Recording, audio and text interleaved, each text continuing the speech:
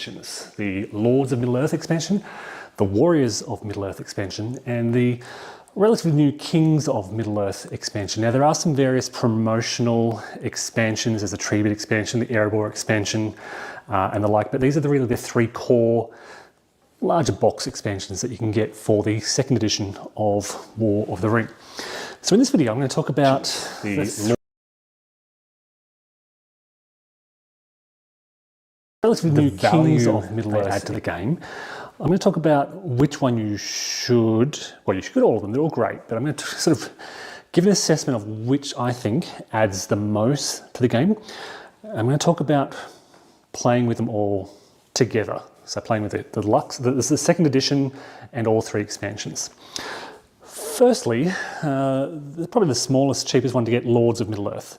This adds several characters to the game.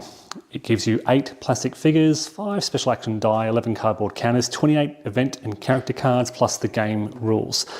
The main thing this adds is a series of new personalities which bring with them some special abilities, in particular some new dice that you can add to your dice pool. Effectively, giving you an extra action to take on your turn when you bring these characters in. So I will say also from the start, I typically play as a free people's player, so I have far more familiarity with all of these expansions from the free people's player side. So I can talk more about the free people's additions to the game compared to the shadow player. So this expansion, for the free people's player in particular, it adds Galadriel and Elrond, the potential for them to bring in extra dice, plus some revised rules around Gandalf and the Fellowship. There are some optional rules around alternative Fellowship companion capabilities. But yeah, it's that Elrond, Galadriel, Gandalf special rules and dice that come with the game that is probably the most distinctive feature of this expansion. It effectively, and these three characters effectively sort of supplant, replace, enhance the Elven ring rules. In the base game, you get 3 Elven rings, and you can use these rings once each to change the face of a free people's player dice to a result you want, aside from Will of the West.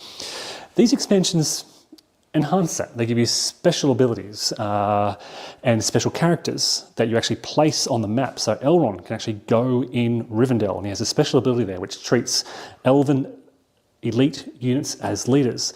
Galadriel can go in Lorien, and she has a special ability which enables her, I think from memory, to recruit in Lorien even if it's under siege, things like this. It's the same with the Shadow player. Again, I'm not overly familiar with them, but they add new characters with special abilities. The Balrog comes out in Moria, very powerful, things like that. So they're adding new characters to the board.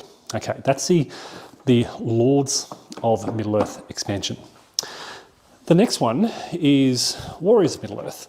This adds factions, and you can see the faction sheets for the Shadow player down the bottom here. It adds 3 factions for the Shadow player and 3 factions for the free people's player, plus a faction activation die. 1 for the free people's, 1 for the Shadow player.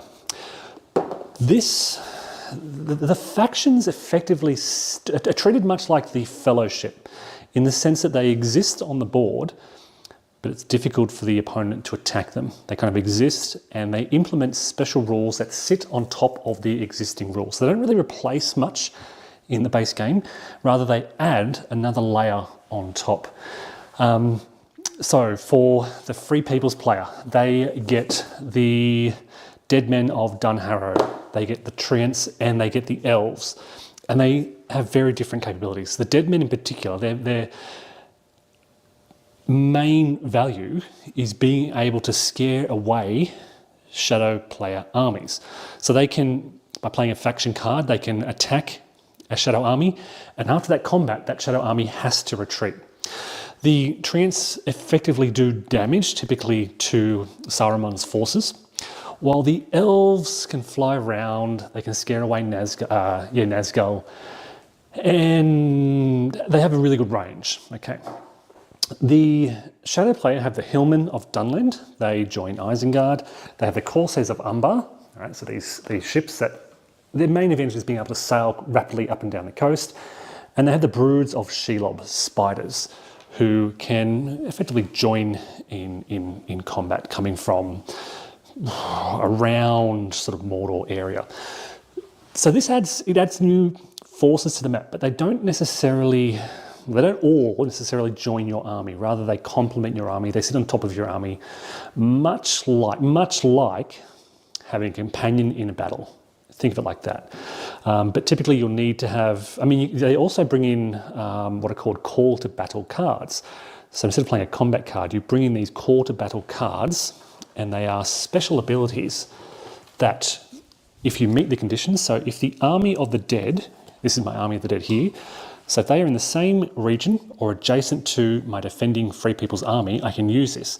At the end of the round, I can eliminate a dead man figure from the army of the dead to end the battle. Or I can play this one. Eliminate a dead man figure from the army before the combat roll. Roll an additional attack using 3 dice, scoring hits on a 4+. So they, as I said, they don't sit with your army, but they complement your army in a way. So that is the Warriors of Middle-earth expansion. It adds those factions to the game, the faction die roll, which you'll roll to bring these factions in and play cards. The most recent expansion is Kings of Middle-earth. And this is much like Lords of Middle-earth in the sense that it adds new characters to the game, but in a very new system. So it doesn't replace anything in the game. Again, it adds to it. It adds the new Sovereign Corruption board and 5 new sovereigns to the game. These are 5 new characters. Bran for the north, Dane Ironfoot for the dwarves, Denethor for Gondor, Theoden for Rohan, and Thranduil for the elves. So they start on the board. They start as effectively neutral characters, and both the Free People and the Shadow player are trying to sway them to their side. For the Free People's player, they need to awaken these sovereigns, typically by bringing their nation to war and then meeting certain conditions to activate them. The Shadow player has a slightly different and more engaging way of corrupting these sovereigns. They will take eye dice from the eye pool and then draw corruption tokens from the pool and then secretly place corruption face down on those characters. When the corruption on those characters reaches their corruption limit, they effectively become corrupted and become corrupted sovereigns. So you can see here in the game we've just played, this is a corrupted Theoden. When he becomes corrupted, he prevents Rohan from recruiting, from taking a recruitment action. If Denethor were to become corrupted, he prevents Gondor from taking a recruitment action. If they become activated, they give the Free People's player benefits. It enables them to enhance their recruitment ability. Thranduil, for example, was very critical in our game. He's way up in the north, in the Woodland Realm. He enables the elves to upgrade regular units to elite units in the Woodland Realm when he's activated. So whatever player gains control of this, and you can see in Helm's Deep here. So because Theoden was corrupted, when the forces of Isengard, Saruman, captures Helm's Deep, it turns Helm's Deep into a Shadow player stronghold. So it really enhances the abilities of the player who gains control of those. This expansion also introduces several what are called Dark Chieftains into the game. These are 3 additional Shadow Nation leaders: the Black Serpent, the Shadow of Mirkwood, and Ugluk. And they are they're referred to as sort of lesser minions. They're kind of like characters that help lead your shadow armies into battle. So there's the 5 sovereigns who can swing either side, and then there's the 3 dark chieftains which go with the shadow player. Okay, so this again, it kind of sits on top of the game. It doesn't change any of the rules. It's a new system that sits alongside the game board. From memory, none of the base rules are changed. It just adds that extra option. In particular, the biggest benefit of this, well, there are benefits for having these chieftains, these sovereigns swing to your side, but it gives, what it really does is it gives the shadow player the ability to use eye results from their pool. So on a turn, if they find themselves rolling a lot of eyes and having 5 eye dice in their pool, then they can, as long as the Free People's player has an action dice available, they can take one of these eyes out and they draw tiles equal to the remaining eyes. So if I remove 1 from here, they can draw 3. 1, 2, 3. They choose 1 and place it on the chieftain, the sovereign, sorry, that they're trying to corrupt. It gives them that option in case they roll too many eyes, which can be very important for the shadow player. At the same time, the benefits, it's fair to say, I think, on balance, the benefits tend to really help the Free People's player. If the Free People's player can awaken these sovereigns, it can really help them in protecting the Free People's strongholds. I mean, Thranduil was critical in the game we've just played. He was upgrading these Elven elites to regulars, which is really, really powerful in a defensive situation. Okay, so that's what the 3 expansions do. That's kind of an overview of what they do. Let's assess them and kind of talk about what value they add to the game. In my opinion, I'm going to start with what I think is the most valuable and the one that I'd recommend you get, and it's Warriors of Middle-earth. If you only get one of these expansions, I recommend you get this one. The use of the factions, not only does it add the miniatures to the game board, you can see here are the Corsairs down here. We didn't see spiders much, didn't see the Hillmen much in this particular game. Typically we do. But I have my Dead Men of Dunharrow here, I have my Treants here, I have my Elves up in the north. They all play a role. And the fact that it doesn't change in the rules, but it's another layer on top. So the Free People's player, they get their 1 faction die per turn. They are rolling this, they're either recruiting typically or playing a faction card. Now the faction cards are an entirely new deck of cards, and you're typically drawing at least one of these per turn. And they just add a suite of new events that are unique to your factions. Typically, as I said, the Dead Men are attacking and scaring away shadow players' armies, which is a new tool at their disposal. So this adds, I think, the most, what can I say, it has the biggest impact on gameplay without taking anything away from the existing game, rather just adding a lot of flavour, a lot of theme. It adds to the narrative.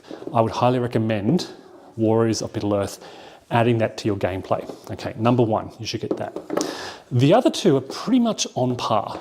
They're adding new characters, adding some theme, but mainly through characters. Okay, so this is, the Warriors of Middle-earth is actually adding, literally, warriors to the game. It's adding soldiers that you fight with, miniatures to your game. Both of these will add characters. Both expansions add characters to your game, but they're not, and they're important, don't get me wrong, but they're not, I guess they're not quite as exciting as the Warriors of Middle-earth. They have their little subtle abilities. In the game we've just played, for example, so we've just finished the game with all 3 expansions. Galadriel and Elrond did not appear. They're sitting off on their Elven Ring track doing nothing. So this expansion, in the game we've just played, the Shadow player did bring out some of their characters, but yeah, there may be minimal impact from this expansion. Kings of Middle-earth is similar. I would argue it's a slightly enhanced version of Lords of Middle-earth. It does much of what Lords of Middle-earth does, but with more characters. So as I said, you've got the 5 sovereigns. What's fascinating about this is those sovereigns can become 5 shadow sovereigns, 5 free people sovereigns, or 3 shadow, 2 free people. They can split in either direction. So you've got, again, this whole other contest going on. As these corruption points are secretly adding up, because the free people's player won't know what's going on here. As these points are adding up, the free people's player is getting concerned, but they can act on this. They can send companions to Thranduil and convince him not to become corrupted, in effect. Or they can activate him, which instantly turns him towards a free people's activated sovereign. So yeah, this is probably my recommendation for second. This is such a small expansion.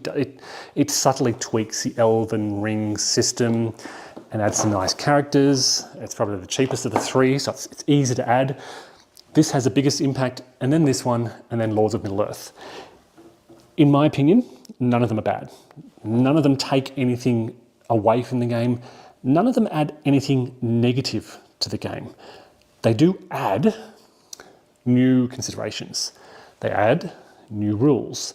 They add factions. They add new leaders, new dice, new sovereigns. So they add to your considerations. It's hard to say where the balance lies. Certainly, as I said, Thranduil is critical. Galadriel is very helpful for defending Lorien. The dead men are amazing for helping to defend Dol Amroth in the south. So they all do different things. And I know this from the Free People's player, where they help me and how they help me. From the Shadow perspective, the Shadow player needs to be able to respond. It changes their strategy.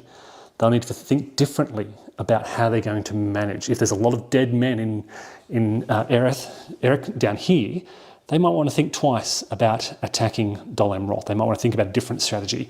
So all it does is it adds some more context to your considerations.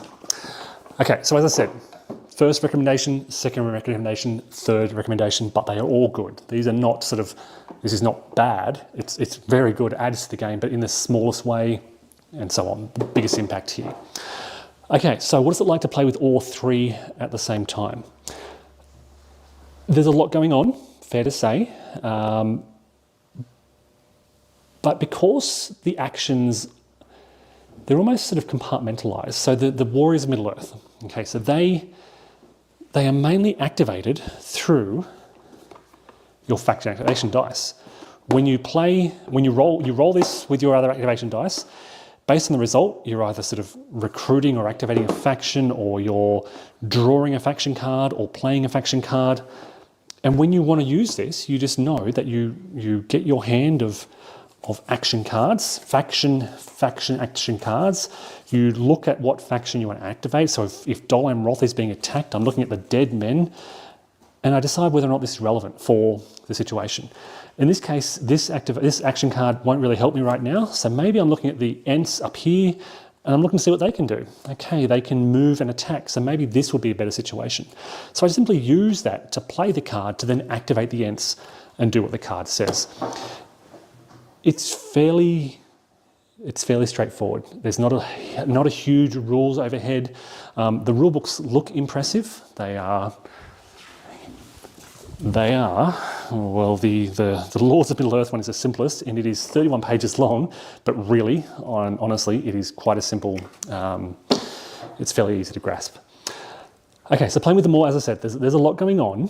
There are a lot of rules additions, but it's fairly easy to integrate within your existing game.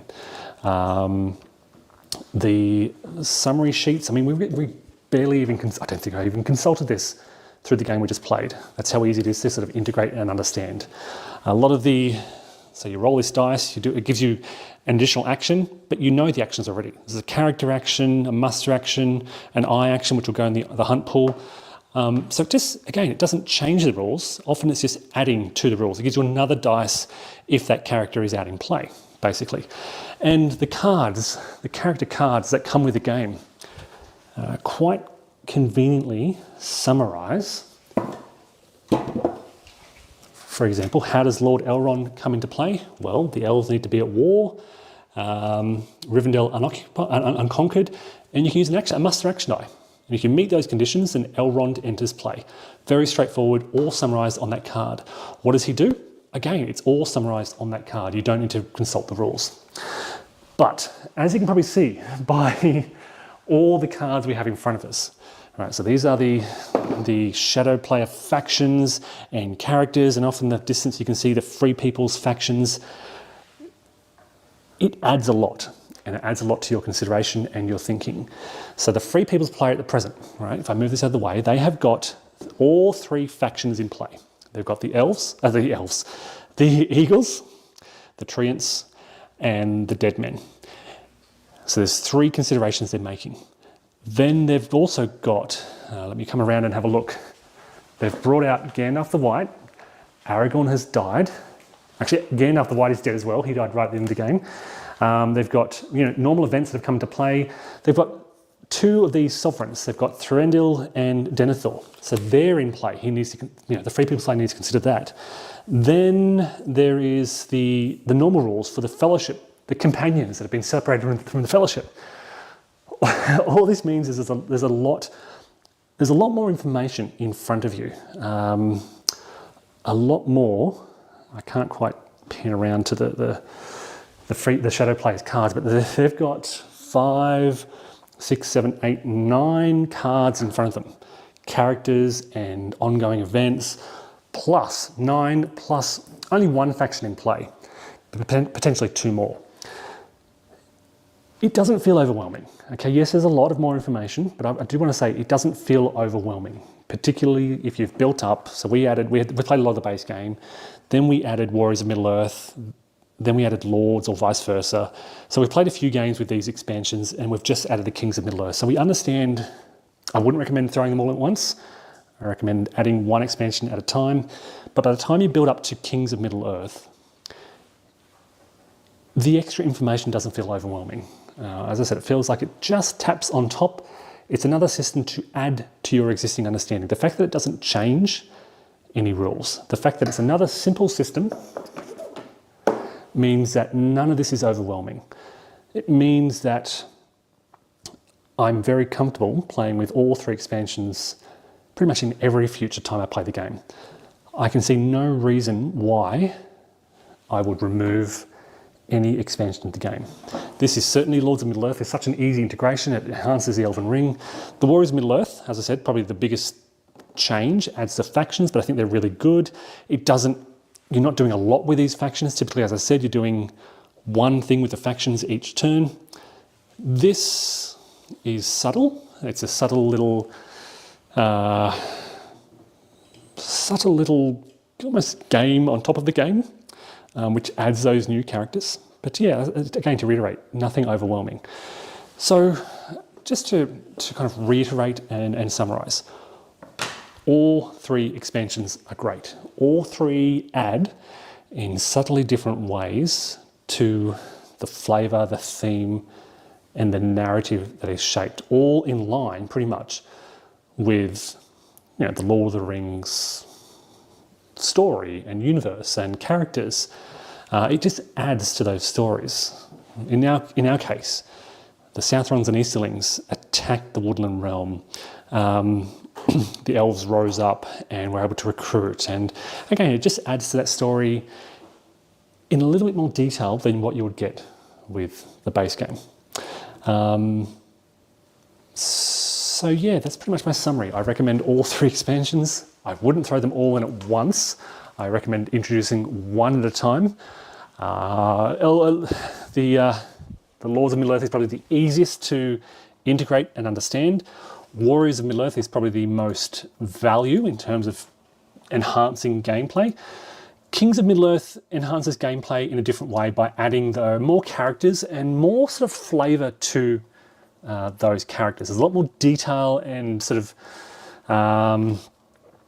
just more story surrounding those characters and their impact on the game.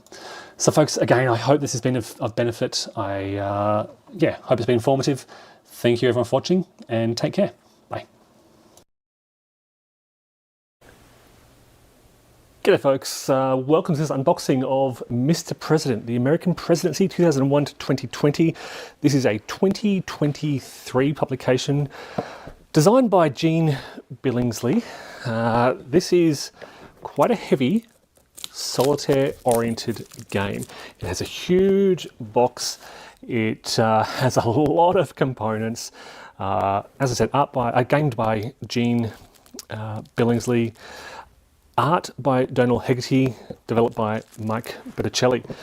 Okay, let's crack this open. Now, for those who don't know, this is quite a hefty game. It is quite procedural. You are the American president, and you have, wow, it has a huge footprint. I've seen many playthroughs of this, and I was very excited when I saw what I saw, so I went and got my own copy. So we have a welcome letter from my predecessor congratulating me on my election and inauguration. We have a turn sequence flip book, okay, running us through the turn. And this is not just paper, this is actually card, this is heavy card stock. So quite a sturdy sequence flip book. As I said, it's quite a procedural game, so you will typically work through these kind of activations on your turn, following the steps and doing different things at each stage, as sort of summarized throughout here. We have got a how to play manual, fairly brief, okay, just giving a brief overview. That's not quite long at all. That's only 7 pages long, summarizing how to play. But then, okay, so that's the overview.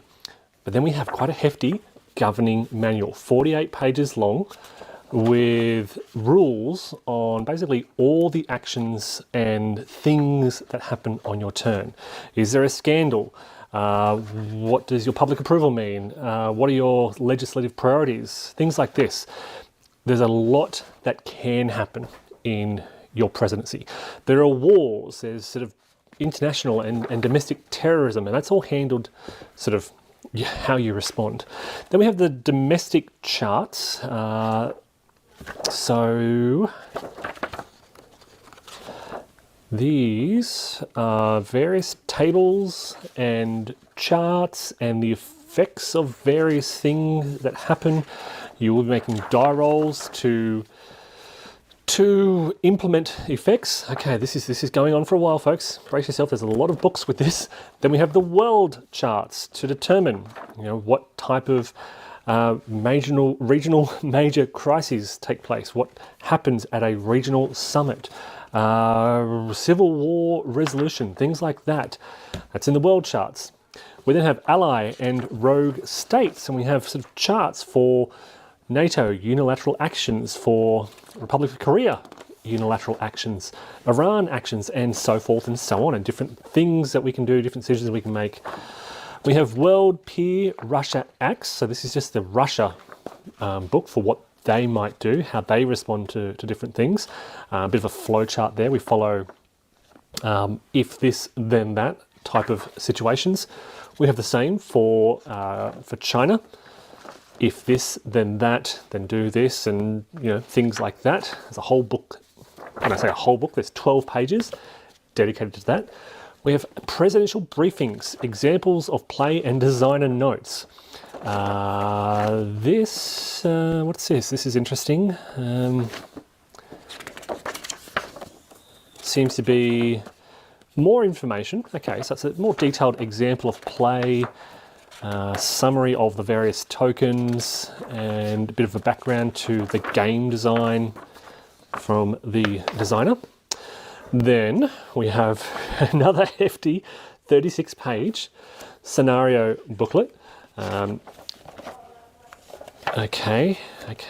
I'm guessing this might also explain the sort of setup and circumstances.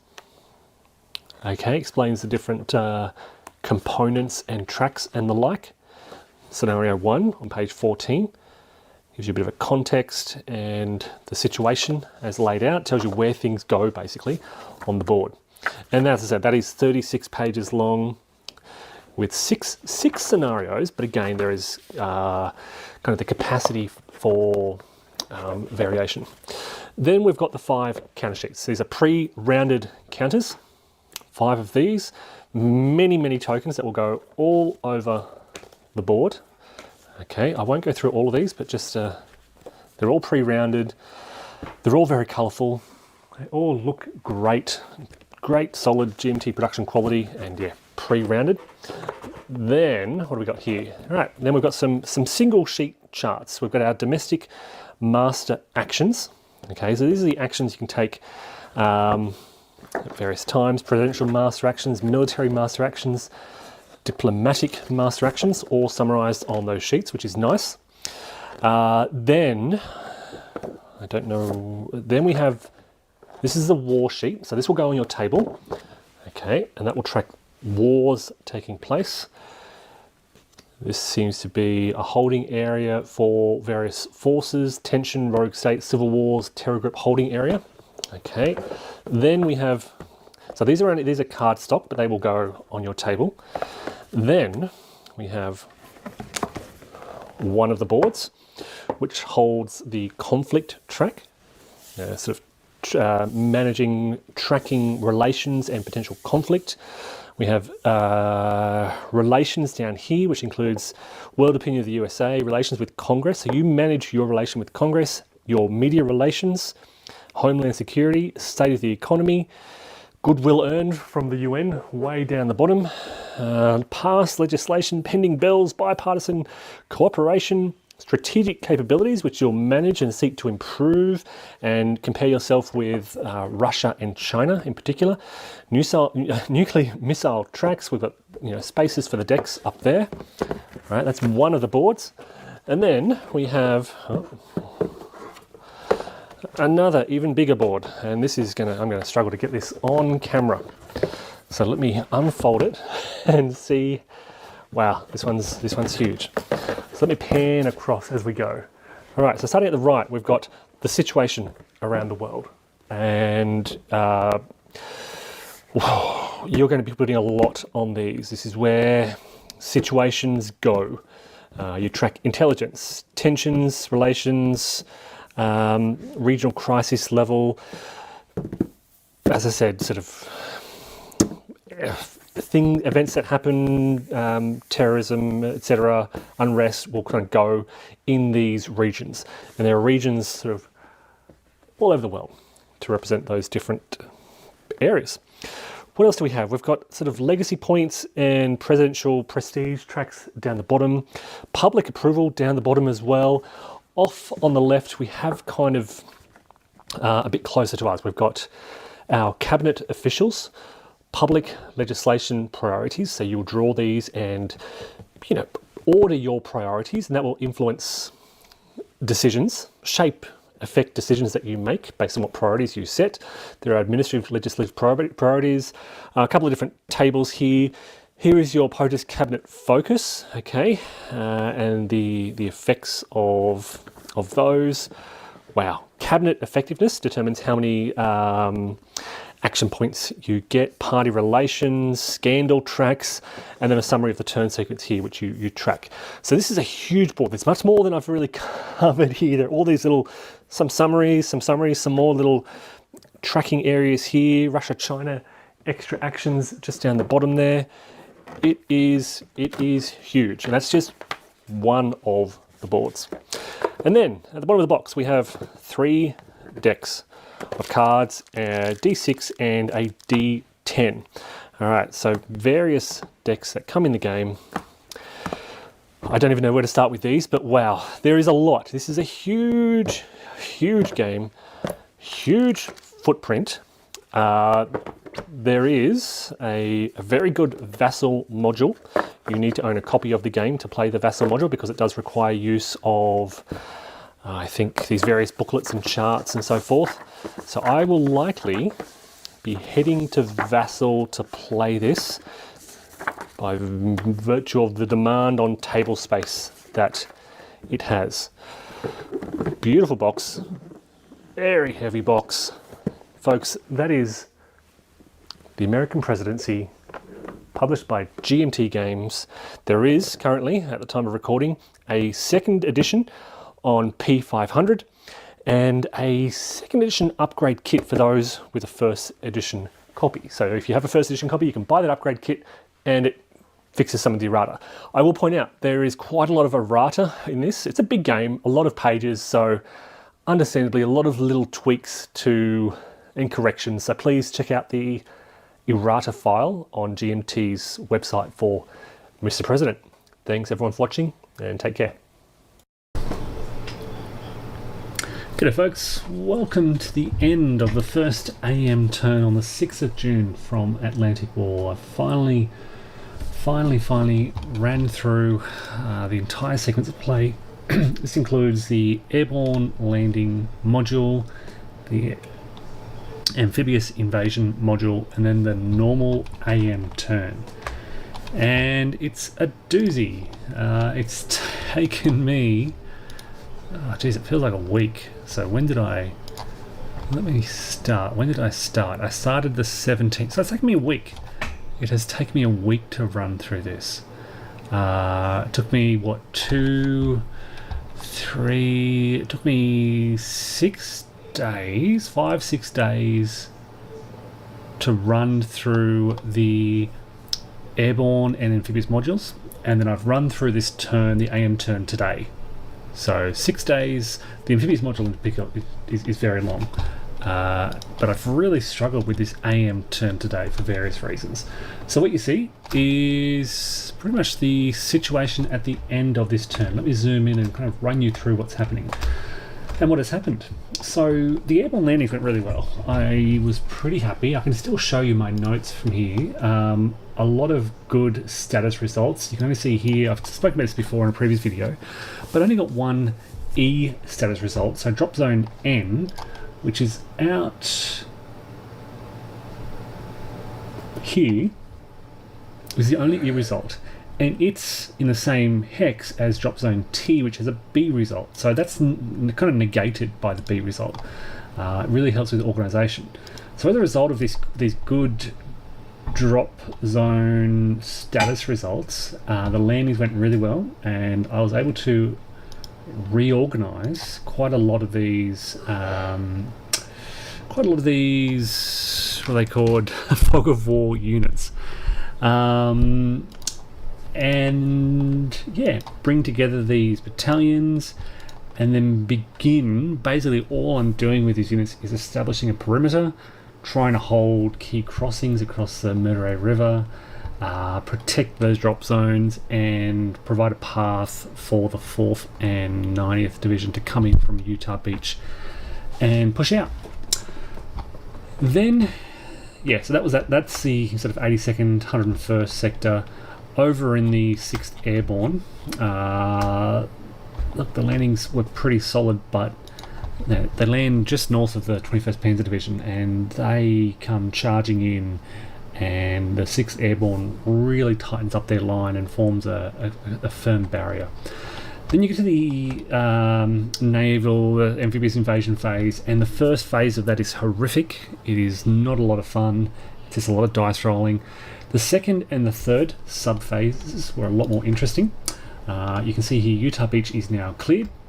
Omaha Beach is getting better. I was really worried about this, even up to the start of the third sub-phase. But by the end of the third sub-phase, that's the situation. I've cleared quite a few breaches.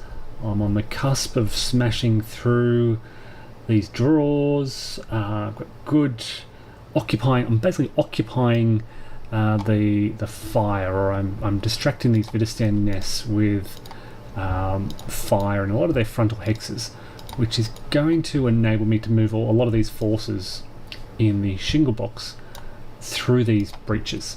Okay, so I'm pretty confident that that'll be resolved in my favour eventually. Commonwealth beaches were finally all cleared on the last subphase, and yeah, they all went pretty smoothly. Sword Beach started off really badly, and then got a lot of lucky die rolls with my tanks hitting the Vidistan nests, and there aren't many of them there, so I cleared them out pretty handily. And yeah, all these units getting ready. They're ready in these exit boxes to to land on the beaches. You'll notice a couple of units. These are the commando units, and these can exit the exit boxes during the movement phase. So they don't have to wait. So the commandos jump out, and I had a lot of steps on these commandos. So they survived the amphibious phase quite well, and was coming out with 2-step commandos onto what you see here, the battle map. So they can come out to the battle map, and I had 2 at Gold Beach, 2 at Juno Beach, and 4 over at Sword Beach. And I kind of moved them during the movement phase to attack. One of them was holding off some Germans, this formation here.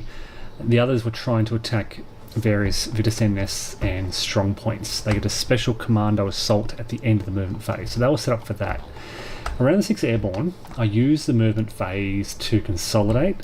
I accidentally stacked both engineers in Heruviet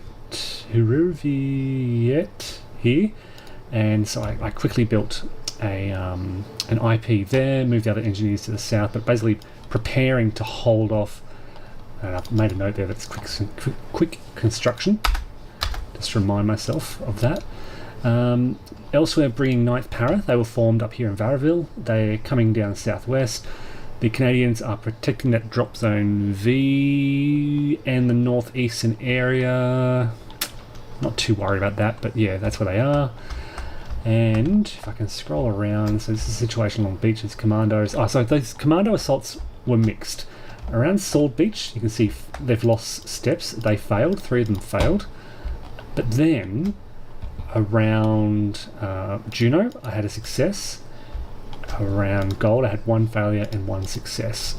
So fairly mixed results, considering I was just throwing 1 commando battalion at these Widerstand nests, and you need 2 or less. I think I managed to get, I had 2 successes, 4 failures. So yeah, the odds worked out about what you'd expect. On Point de Hoc, the Rangers were remarkably successful. They absolutely smashed that position. The guns were there, so it was a stronger strong point than you'd normally expect. And yeah, they hit it. They got 3 hits on it. They didn't need 2 hits, I think. They got 3 hits for no losses in return. So pretty happy with that, how that turned out. Then, of course, Utah was very clean, as I said. Managed to clear this quickly, and so got quite a few units off the exit boxes by the 3rd sub phase. So I got a 222nd 4th Division battalion. I got some of the self-propelled guns, and I got an M4 battalion off as well. They're attached to the 9th Infantry Division. You can see the label here. Technically, I should probably do. Alright, so you've got attachment labels, and I'm going to use the main labels as reminders of various other things. Alright, so they're attached to the 9th Infantry Division, and they were able to come down here. If I understand this correctly, I can ignore movement halts on the 6th of June. Yeah, and was able to shuffle a lot of the airborne around. So what I was trying to do was I launched attacks here, I launched an attack here, I launched an attack here, and as you can see, they all failed. They were all pretty much no results at all. Just because I can't do prepared assaults, I'm looking at tactical assaults. I mean, this one had the best chance of success, but it's a AFV by itself, which suffers penalties. And yeah, we need to combine with that infantry, and we can't just yet. Similar story elsewhere, various factors attacking into marshes and just weaker units here. My artillery suffered depletion rolls. I had to spend... this self-propelled artillery was depleted as well. And there was no combat out in the 6th Airborne, just as I said, building trenches. And then the Germans countered. They attacked here, and there was a no event. Then they attacked up in the north and were forced to retreat. And they had an attack in the south here, which went horrifically wrong, and they suffered some step losses and have been forced to retreat as well. So the Americans are getting very lucky by holding on despite the odds. Over in the 6th Airborne area, you can see 21st Panzer is not well, the 6th Airborne hold their position because they held off an attack, a really strong German attack. The Germans rolled very poorly. The British rolled very well. Caused an asterisk 2-2 result, which is 2 mandatory hits, 2 discretionary hits, and a PR check. The Germans pass their PR check, but then they suffer these really heavy losses and have had to pull back away, which will give the British time to entrench even more and solidify that position. You can see the commanders are trying to get here to support this. Took me a long time, so let me talk through some of the barriers that I've encountered in playing this. First and foremost, understanding fuel and ammo points. It's really confusing because the series rule says do this, and then the rules for you've got the intermediate, so you've got the series rules, which will say specific things about fuel. Alright, so you're following the sequence of play.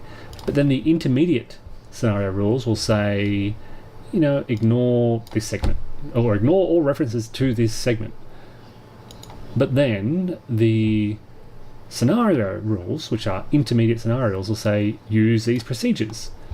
And then those procedures will say something like, what do they say, 35.2.1, 35.2.1 should be around here somewhere.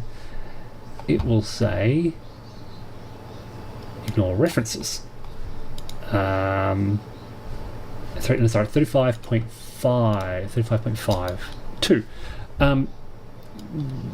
Restrictions are starting June 9th. So I was thinking, okay, what happens June 6th? And where's the reference to June 6th here? There is no reference to June 6th. I think I may have found something somewhere. But basically it's very, very hard to wrap your head around. You've got 4 different sections referring to other sections. And then, okay, it took me ages to figure out. So we've got reinforcements coming in. This is, what am I looking at now? Yeah, this is the scenario 6, yep. When the Germans come in, halve MA. You've got this rule here, halving their MA. All German units that begin a friendly movement phase within 6 hexes halve their MA movement allowance. Okay. Then you've got maybe it's in this section of the rules here, where it tells you to refer to the German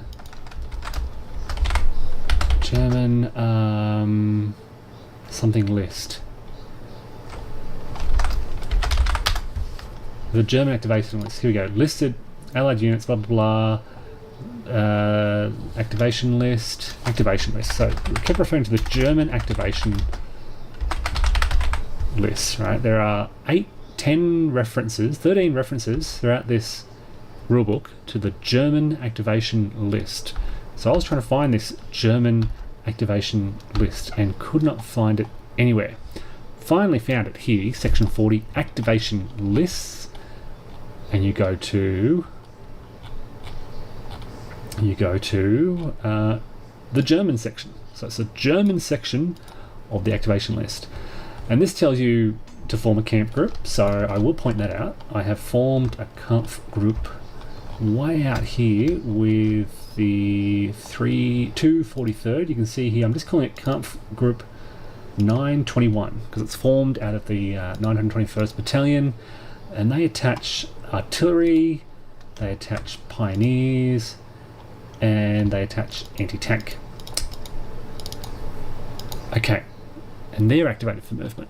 Right, so that was quite interesting, forming that camp group.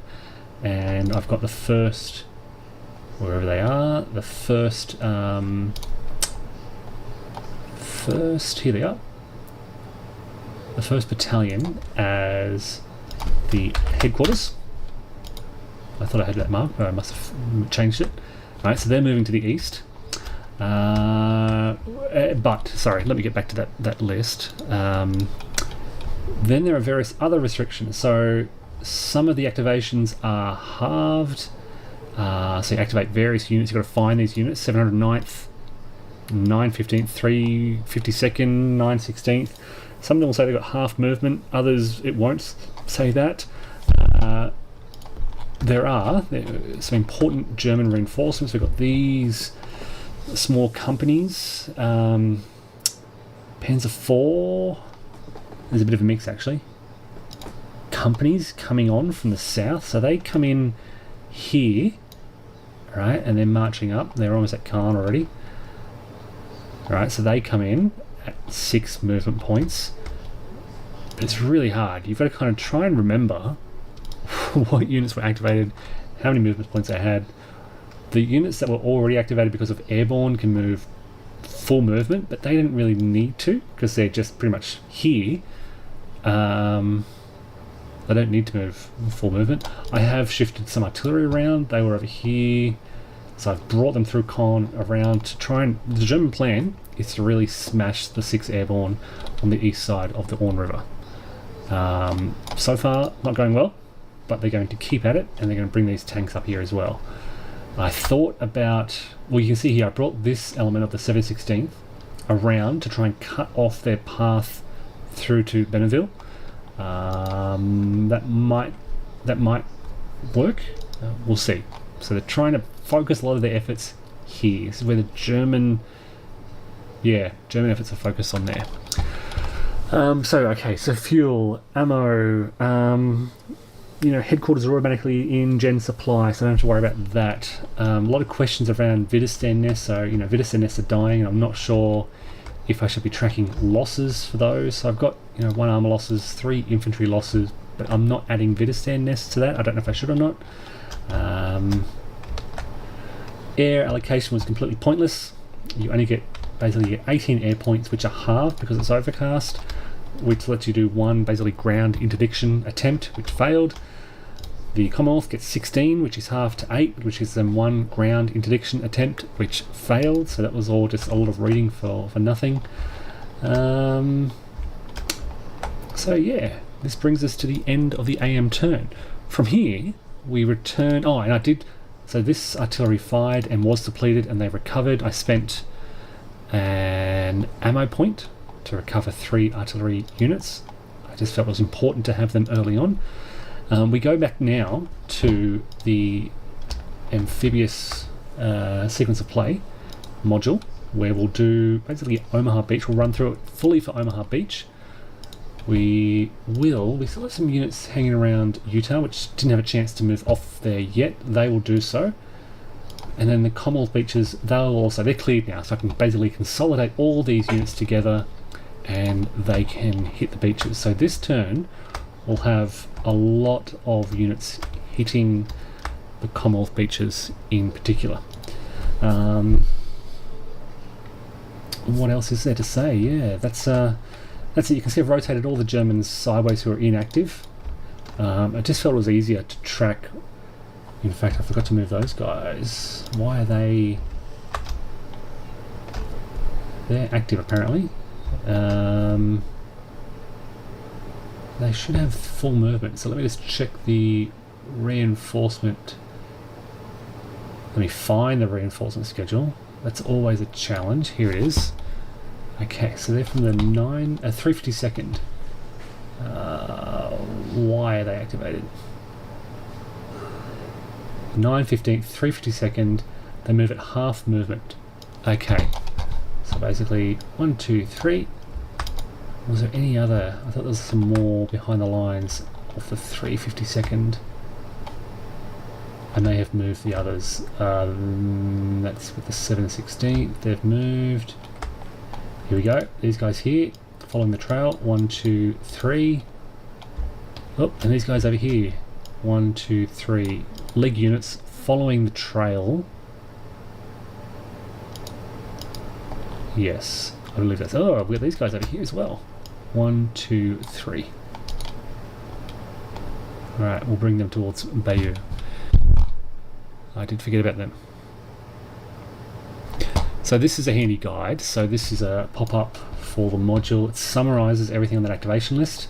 These are the units. I failed every roll to bring in optional German reinforcements. Okay.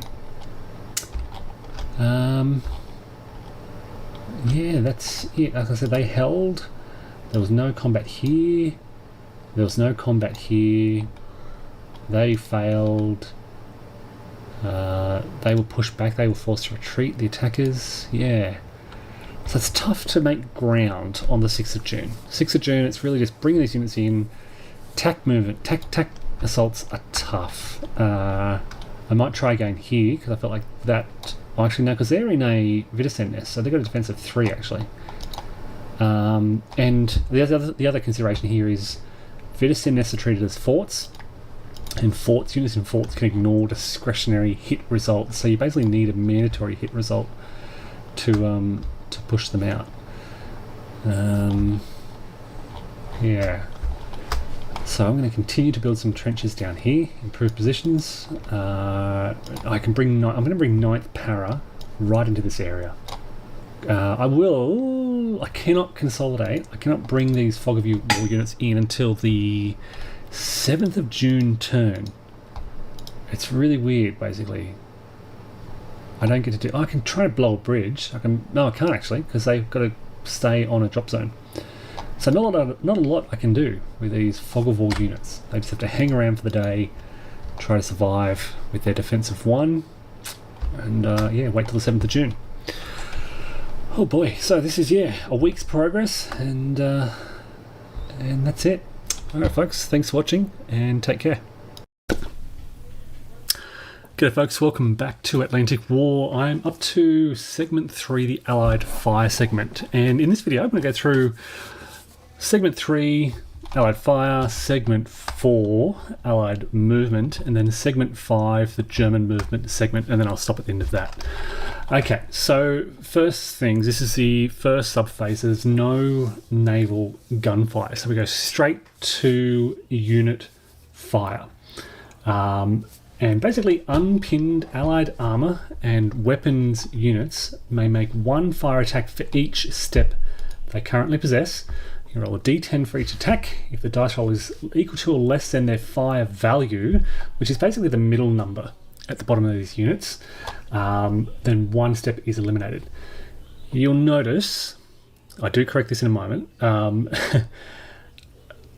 my artillery, I believe, should have 3 steps, and when they were hit, I removed them. I do bring them back with a step loss in just a moment, but yeah, that takes a while for me to correct. So Utah running through this, basically the DD tanks can shoot at units in their hex or adjacent.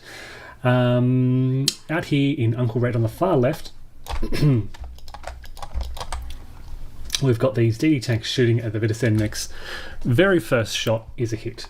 Okay, so that destroys this 1-step Widerstand's nest, and it should pin the DD. As soon as a unit makes an attack, they become pinned. I do correct that also later on. I missed that initially. No more targets then for this unit. So we go to this unit here, targeting Widerstand nest 7. They make 3 attacks and they fail. And that's it for Utah Beach. So now we head over to Omaha. There's only 1 pinned DD in a shingle box, Fox Green. They make 3 attacks and they fail. We then get to the Gold Beach and some DDs in the front, King Red. I'm going to burn through this very quickly. Basically, we're looking for 10s.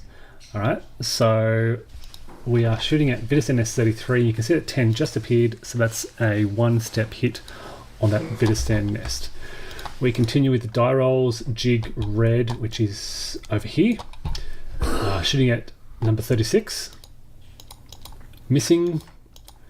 Juno Beach in the center here, a couple of DDs along the front, but a lot of misses. Nan Green misses. Again, we just need a 10 here because their rating is 0, so they need a 0 on a D10 to hit.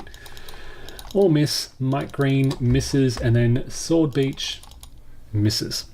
Now at this point, we get to the allocating. Well, there's a reminder in the rules to allocate step losses. So I take my eliminated units and basically you place them. This takes me a while to figure out, but I'm trying to be kind of as accurate as possible. So what Steve does in LVW strategy gaming is he labels all his units, and when they take losses, he allocates those losses directly to those battalions.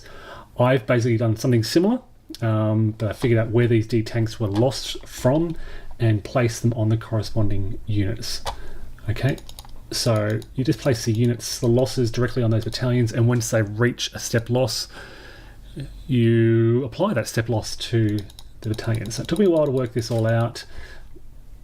Also doing it on the American beaches as well. It's around about this point that I realised that the artillery has 3 steps, and so brought them back and fixed things up. Okay, so now we get to Allied movement. It took me a while just to read through this. This is where I pin the units that fired along the front, keeping in mind that this unit here didn't fire because we wiped out that Widdowson nest straight away. Okay, and then I also catch up and make this fire attack with the artillery, which is successful, and they're done. Which meant that 76-105 artillery, self-propelled artillery here, has nothing to shoot at because they've got a range of 2 now. Okay, so Allied movement phase. Pinned units can't move, but I do tie them up a little bit. Just move them, and then... Okay, so this is where what I should have done was you do breach attempts. You do breach attempts during movement with your AVREs and Rangers. So they can make breach attempts as part of their movement. It's not... Roosevelt can also unpin a unit, so he does that quite quickly with the engineers. The engineers and... what else? Engineers and commandos do their breach attempts during the demolition phase, which will happen in just a moment, but I'm taking it very procedurally, one step at a time. So moving up everything that is unpinned into the shingle box. There's no enemies here, but they can't make their breaching attempts just yet. You can see just moving the Americans, not much the Americans can do. It's, okay, when vehicle units enter the shingle, they must pay 2. If they move diagonally, they pay an extra 1, and all units must stop when they enter a box adjacent to enemy units. So you can see here what I did with the Rangers. They moved... basically what my strategy is to consolidate these forces, these early forces, unpin forces as much as possible. So I moved them, that's basically 1, 2, and then 3 across there. And then I get to the British beaches, I think. Now this is where I should have done my breach attempts before I move the infantry. That said, units must stop upon being adjacent to an enemy force anyway, so they wouldn't have been, I believe, they wouldn't have been able to move through. You'll see the breach attempts in a moment, but they wouldn't have been able to exploit that breach anyway because they still have to stop in the shingle boxes upon being adjacent to the enemy. So at first I thought I made a mistake here. I did. I should have been doing it as they're moving, but in hindsight I don't think it really mattered because they're stopping anyway. So the way breach attempts work is you've got this breaching value on the left hand side of these units. The AVREs are great. They need basically an 8 or less to succeed. +3 to their die roll if there's an adjacent enemy, -1 for every adjacent breaching unit. Okay, so dog red. Oh, this is where's this? What am I doing over in dog red? Oh, this is the Rangers making their attempt and they failed. The only Rangers who made a shingle box. So this is where most of the activity is. Gold beach, the AVRE here making an attempt, +3 for the adjacent German fire, -1 for the other AVRE. Breach value is 8. 5, so 5 + 3 -1 is a 7, less than 8, they succeed. Equal to or less than is what they need. That's 1 point.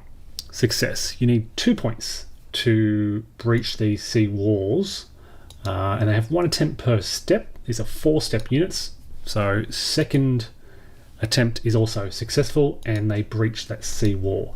That basically cracks open the sea wall and will enable units to move through. Okay, so we place that breach marker. Realising how easy this is now, I wish I would have kind of spread out the AVREs, but it's done. It's opening these key paths. I will fly through this pretty quickly. You can see where the breach attempts were. You can track the die rolls if you want, but basically, yeah, AVRE is pretty easy to breach. Happy with how things worked out along here in Juno Beach. Only level 1 success there, but opening up some gaps. And then over at Sword, I made mistakes because I was just AVREs, and I didn't realise these were centaurs, but fixed it up pretty quickly. Okay.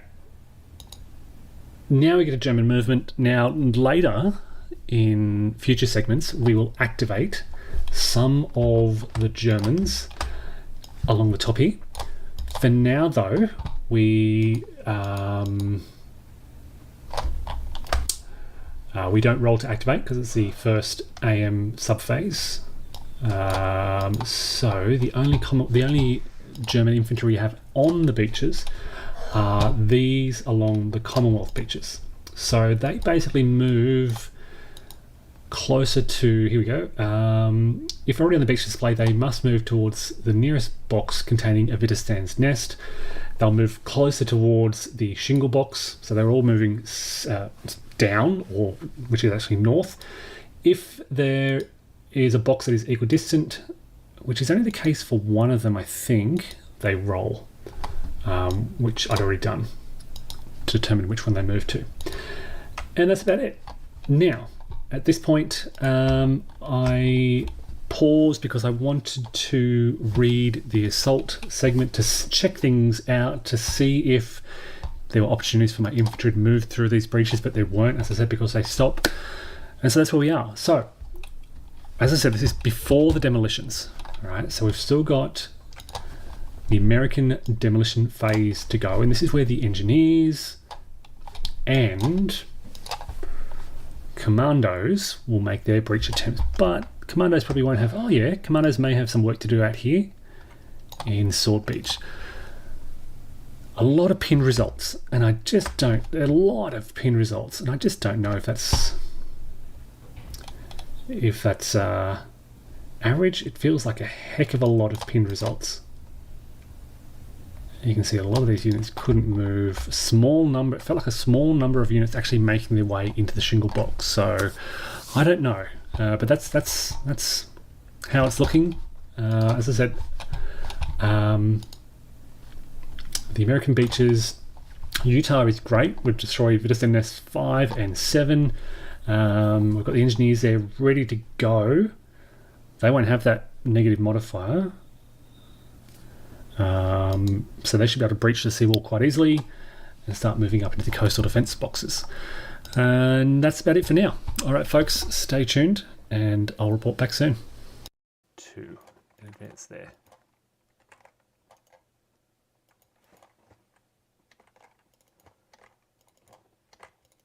These guys will go 1, 2 in advance. There, we'll keep them together. Okay.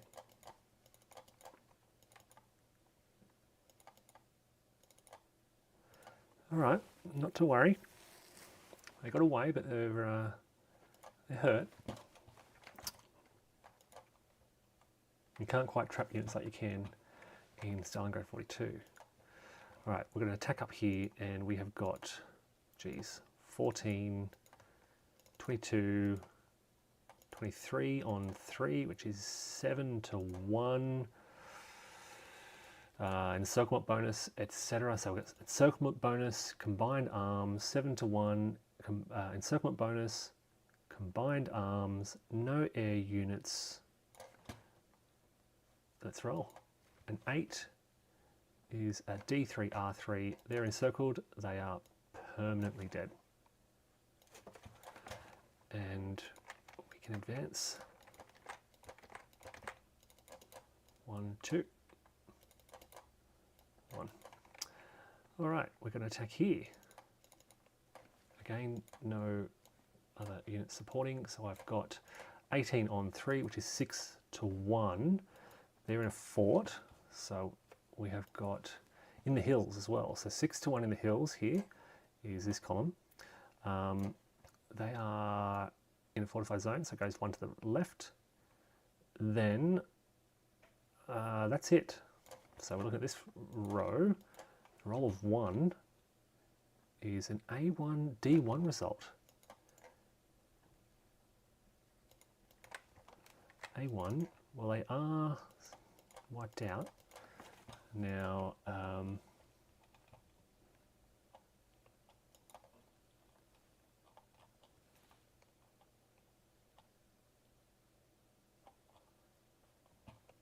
all victorious units. I can advance. If the defending units are eliminated, the victorious units may advance the number of hexes remaining. Well, there was no retreat.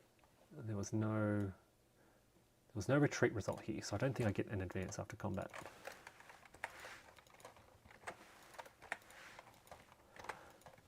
Okay, we do have this combat up here that I nearly missed. Okay, we got 2 units, an 8 and a 10, which is 18 on 2, which is 9 to 1. No modifiers that I'm aware of. I'm attacking across a minor river, but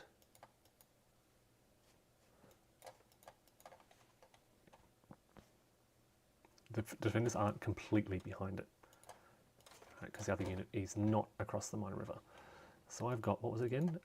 18 on 2, 9 to 1 in the clear, 9 to 1 in the clear, which is going to be this row. Nothing, no modifiers.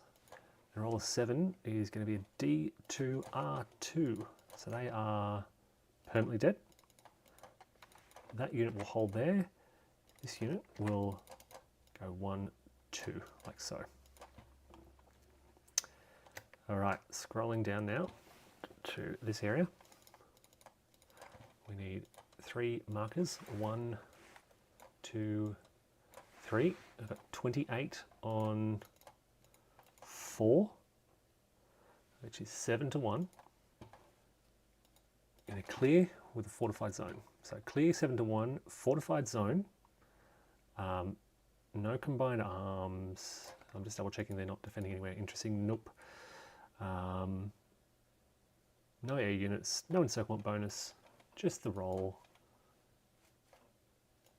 5 is a D1 R2. So D1 R2, 1, 2.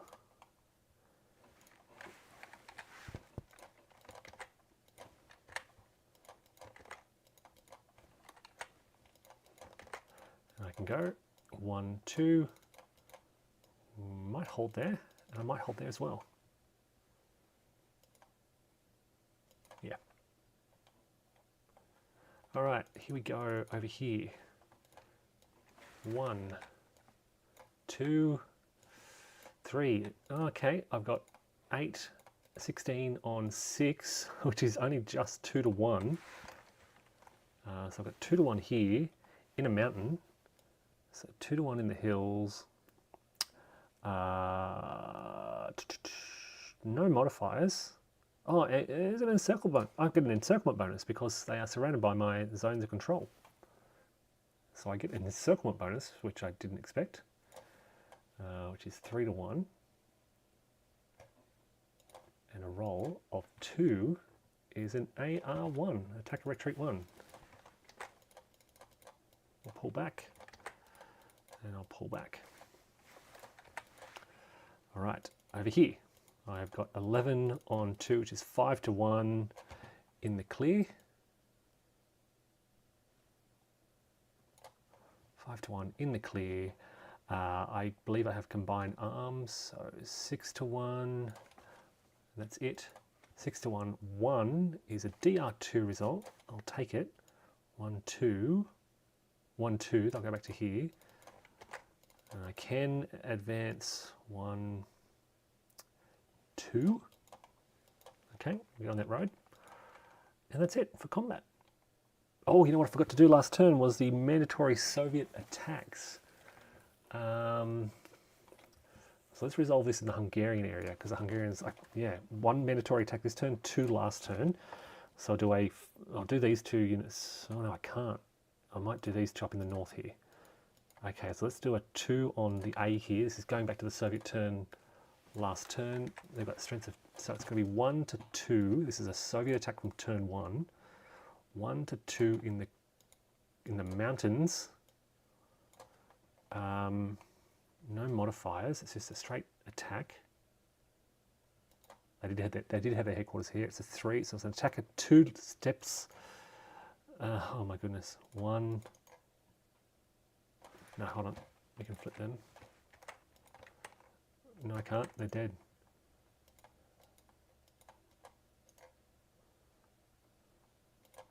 Which means I probably would have gone 1, 2, 3. Pull back a little bit, I guess, to there.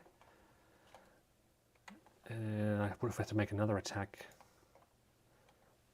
Oh, look.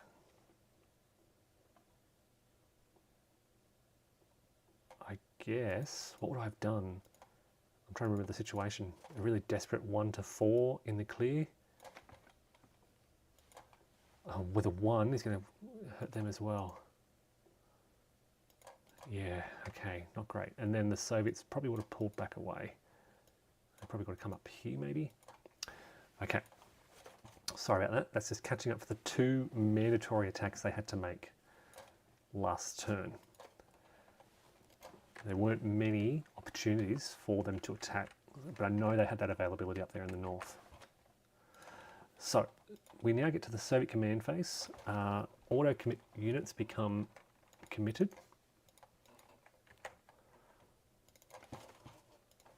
But actually, they should have been committed during those attacks. Okay, so I have to roll about that.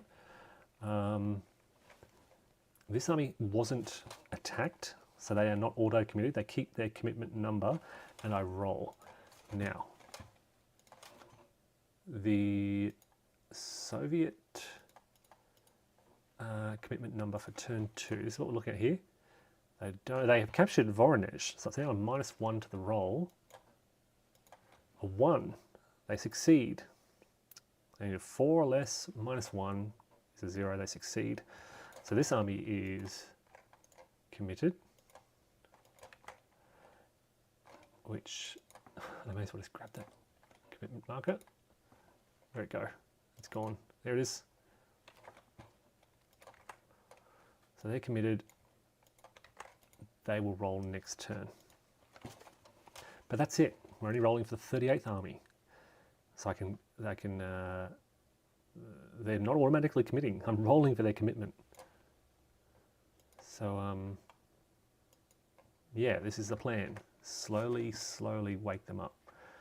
No reserve army rolls just yet. Okay, it's not turn 3 yet, so there's no strategic withdrawal, no construction. So the Soviet movement phase, and again, there's not a lot they can move. They're going to try and get away. 1, 2, 3, 4, 5, 6. 1, 2, 3, 4, 5, 6, 7, 8. 1, 2, 3, 4, 5, 6, 7, 8, 9. 1, 2, 3, 4, 5, 6. 1, 2, 3, 4, 5, 6. 1, 2, 3, 4, 5, 6. So they managed to pull a lot of the 28th Army away, but these guys are still trapped. These guys are really trapped. 1, 2, 3, 4, 5, 6. Ditto. Actually, they might just move there. How can these guys get away? Here we go. 1, 2, 3, 4, 5, 6, 7, 8, 9. They're going to try and grab them and just slow them down. 1, 2, 3, 4. We'll do the same with them. They can't move. Moving up here. 1, 2, oh, no, 1, 2, 3, 4, 5, 6.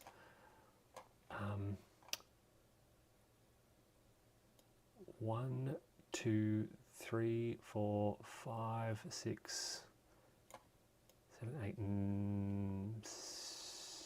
7, 8, 9. Maybe there. I think I'm going to lose them, but we'll throw them out in the mix. 1, 2, 3, 4, 5, 6. 1, 2, 3, no, 1, sorry. 1, 2, 3, 4, 5, 6, yeah. All right, these guys can move. 1, 2, 3, 4, 5, 6, 7, 8, 9. All right, we've got some units trapped. 1, 2, 3, 4, 5, 6, 7, 8, 9. 1, 2, 3, 4, 5, 6 in the hills. Okay, reinforcements coming in. 1, 2, 3, 4, 5, 6. We'll hold there. We'll hold. Actually, I'm going to push back into that line there.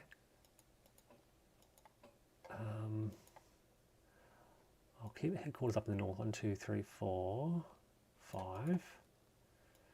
1, 2, 3, 4. Oh, geez, I'd like to. Actually, I'm going to pull them back, push them across there.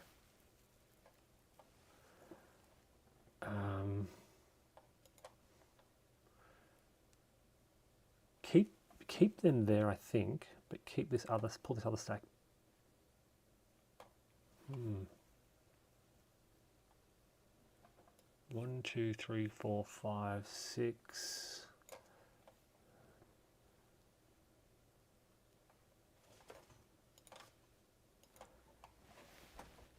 I've just realised that the road bonus, the half road cost, only benefits road mech units if they're using strategic movement, not other forms of movement. So if they're using tactical movement, it's 1 to move along these roads.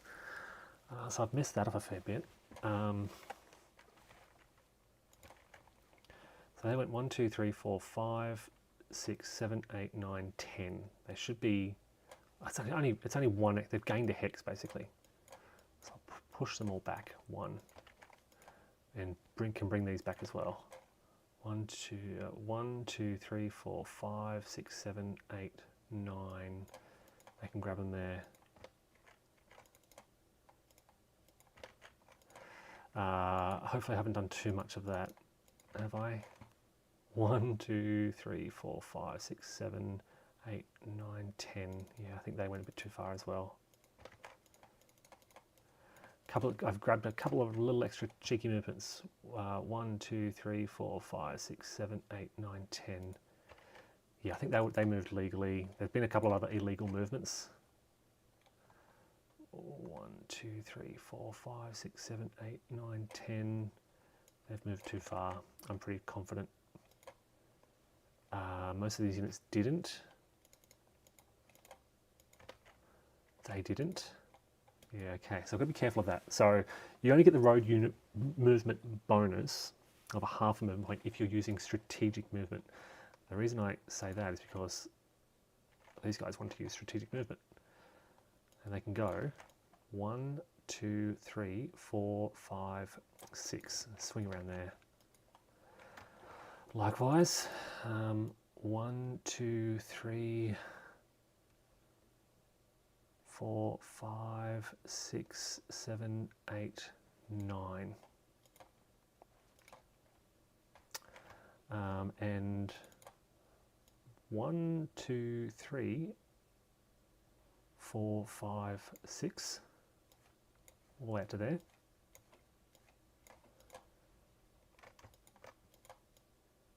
One, 2, 3, 4, 5, 6. They just go around. Look, they would have been able to move a lot further if that interdiction marker wasn't there, so it has fulfilled its purpose. Voronezh is a problem, but I believe I can now move to cut them off. So 1, 2, 3. Let's put some strong units on the outskirts.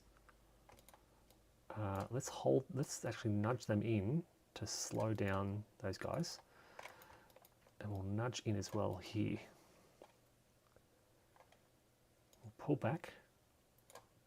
Actually, we'll pull back 1, 2, 3, 4, 5, 6. Pull them back, and then we've got, you know, some depth to our line. 1, 2, 3, 4. 1, 2, 3, 4, 5, 6. Yep. And pull that headquarters back. So yes, they've captured Voronezh, but I'm going to try and stop them going much further. Maybe even push them out. They're only a weak. It's a relatively weak unit in Voronezh. Okay, so I've moved all these units up in the north. I think they are holding. They're in a good position there. They'll hold. Okay, so scrolling down, not much more I can do. Here we go. Could 1, 2, 3, 4, 5, 6, 7, 8, 9. 1, 2, 3, 4. Yep, just throw them in the way. How'd they get here? 1, 2, 3, 4, 5. 1, 2, 3, 1, 2, 3, 4, 5, 6, 7, 8. I think they used the roads illegally as well. Okay, that's it. So I'm going to have trouble blocking these guys. 2, 3, 4. Move up to there, I guess. Okay, I know they're going to break through here again, but I've got not much to stop them. Okay, time to get these guys out of the way. The strategic movement. 1, 2, 3, 4, 5, 6, 7, 8. We'll hold there. 1, 2, 3, 4, 5, 6. I could catch a train, I guess, to Roshosh. Let's do that. They have trained. It's about to be removed. And these guys as well. They will also train it up to Mitrofanovka.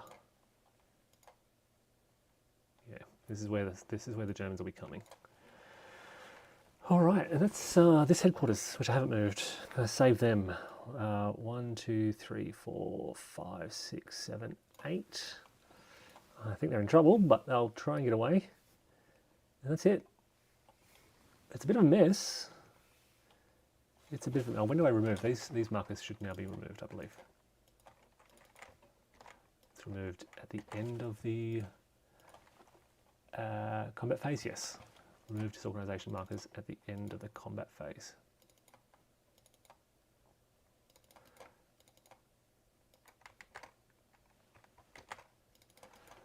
Okay, so they'll have to make a mandatory attack. All right, I've got this little weak unit here, 1 to 1 billion.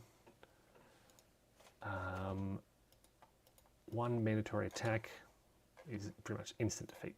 I don't think they make the table, so they are permanently dead. Okay, that satisfies that. Second turn mandatory attack. That's the combat phase. I don't think there's any counterattacks. No.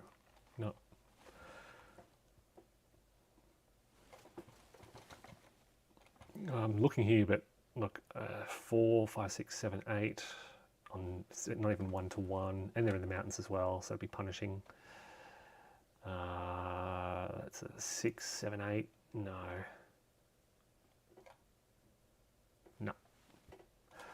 All right, so that's the end of the Soviet combat phase. In the end phase, we remove railed, so I remove that railed marker, replacement out of control, flip headquarters back over to their unsupported sides. Where'd they come from? Should they have gone further? 1, 2, 3, 4, 5, 6, 7, 8. They can't go any further. Yeah, they may find themselves in trouble. And that's it. Okay. advance the turn marker to indicate the start. Yep, so we're in the turn. Did I advance the turn marker, by the way? Yes, I did. At the end, yeah, I'll do it at the start of the turn. All right, so that is Vorblau. Now, let's go to Stalingrad 42 and see what happens here. So, again, no weather phase to roll. We collect the Axis Air units. They're both up here in the north, which is probably where I'll keep them. Train markers, there are none. Fortifications, none. 2 resource points. All right, so we do have some headquarters down here, as I said, that I'd like to get ready. There's 1, and there's 2. All right, do need to be careful with my supplies, because I really, this top area is probably the priority. Place Axis reinforcements. All right, so I have got turn 2. They come in at Z. Hungarians can come in this area.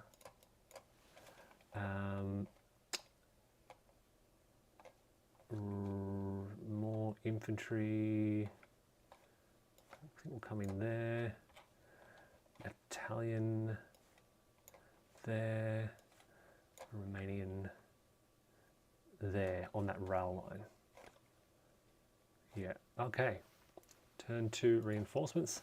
Replacements, I get 1 infantry, 1 special, sorry, and 1.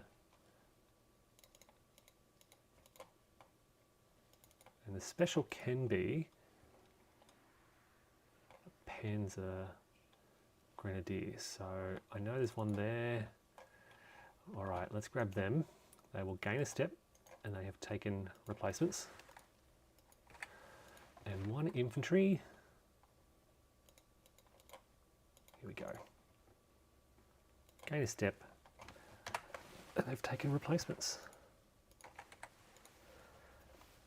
All right. We're movement phase. So let's look at these Soviet defenses. They've got 7 there, no armor, right in the open. Oh geez, I could really drive through there and then hit their headquarters and swing through here. They've got 8 there, no armor. 10 armor, 7 with armor and disrupted. But I see this area here and it looks, ripe for pushing through. I wonder if I should. I think I should. 2 big attacks up in the north, driving straight through to Kastornoye, and then, stopping a lot of these Soviet units from pulling back and having a solid northern defense, which is what they often do. So what do I need here? This is 7. Again, I'd like at least 4 to 1. 5 to 1 would be great if I can get up to 5 to 1, which means I only need 7, 35. I've got 12, 13, 14, 19. So I need 16 more, a 10, and if I tack move a 6 in there, I'm done. Which means these guys can come down here. So 16, just double checking this, 12, 13, 14, 19, 29, 35, yep. With a red, that shifts up to 7 to 1 just with that alone, without adding any air or HQ. I'll move my HQ up. They will come down as well. And the rest of these units, or the big stacks at least, are going to try and hit here. So I've got 6, 7, 8. It'd be nice to have 40 here, if it is that feasible. 1, 2, 3. 1, 2, 3. 1, 2, 3. I don't think it is going to be feasible.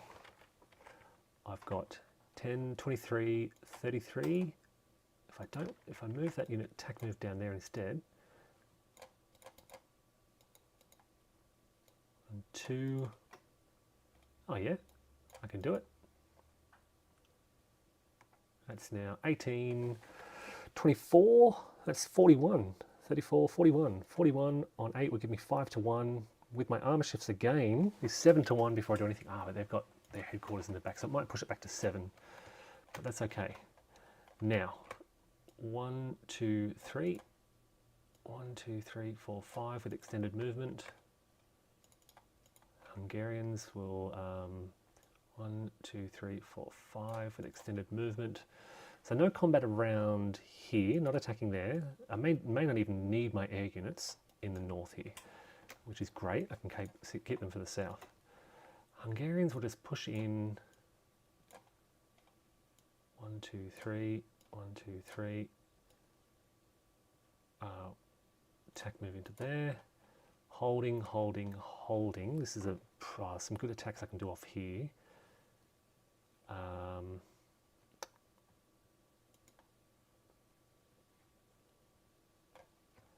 But where? Okay, so now I've got another armored drive through here.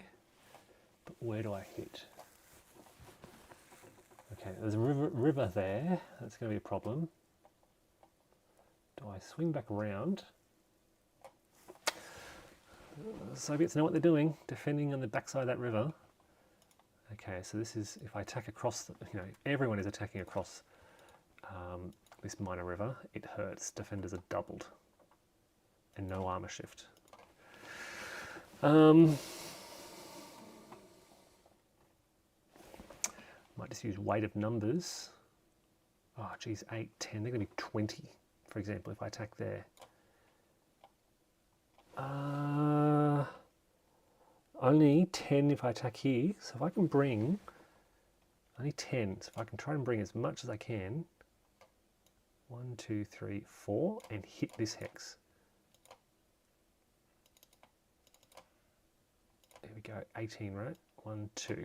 So if I go 18, 28, 38, 40 on 10, that's great. No armor, but I'll throw an air unit here because that's an important combat. If I can break through here, and then I'll support that if I can. So stacking is 3 combat units plus a free stacking unit, so I can get another tank unit in there. 2, 3. Yeah, just to help out. So, yep, that's good. Don't really want to do it anymore. I will attack move in just to support the flank if I get through. But no other combat around here, basically. 1, 2, 3. We'll nudge in. Okay. 1, 2, 3, 4, 5. Yep, can support that from there. Yeah, I'll get a combat 1, 2. We'll go in there to get a 5-1 on there. The Romanians are not going to do much for now. Just hold, pretty much. Push in and hold. Security unit will move up. Right. Down here, still in fortifications. No combat going on there. But the Italians here, 7... geez, I can't get my armor through to here. Defensive 10, defensive 8. Maybe I go for an attack here. So if I get my strong... Or here, defensive 10. Maybe here. So if I just kind of like bring all my strong units like so. 1, 2, 3, 4 into there. 1, 2, 3, 4 like so. They can advance just a little bit along that rail line.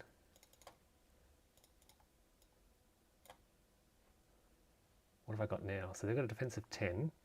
I've got 11, 17, 27, 34, 40. 40 on 10. No armor shifts. 1 to the left. But this is a good source for my other air unit to try and break through there. If I can break through there... Oh, yeah. Okay. And then I'm going to attack move up and bring this other armor. 1, 2, 3, 4, 5 into there. Yep, That looks good. So just a series of small little attacks. 1, 2, 3, 4, 5. 1, 2 with extended movement.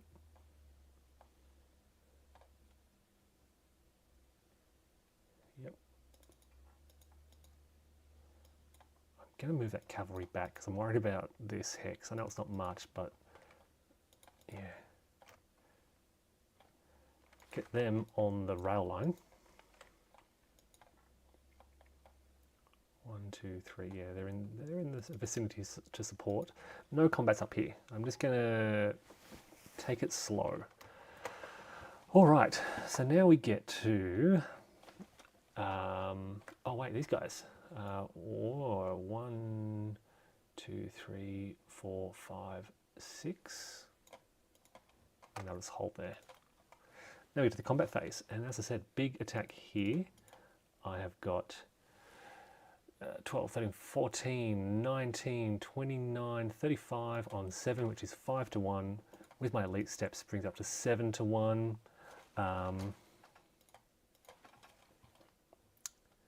Okay, tank shift elite, no air support. I could bring in my artillery to bring up to 8 to 1. The Soviets are looking at this. A shift. I think they're going to save their artillery because this is a done deal. You know, difference between a 6 to 1 and a 7 to 1. I don't think they're going to lose anyway. So yeah, no. Oh, they can't anyway.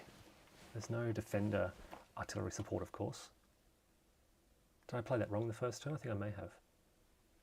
A roll is a 4, which is a defender shattered result. So a step loss, 1, 2, 3, 4, and they're in full retreat. They now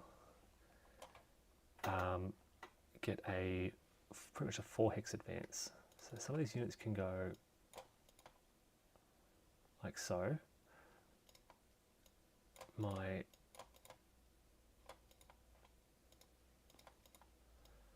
exploitation, stack here, 18 now. So 1, 2, 3, and they'll try to get an attack on here. Now the headquarters only counts their defense point if they're the only unit stacked in a hex.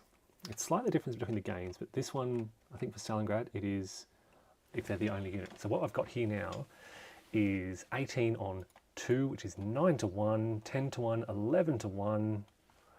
A roll of 5 is another auto DS, so they're gone.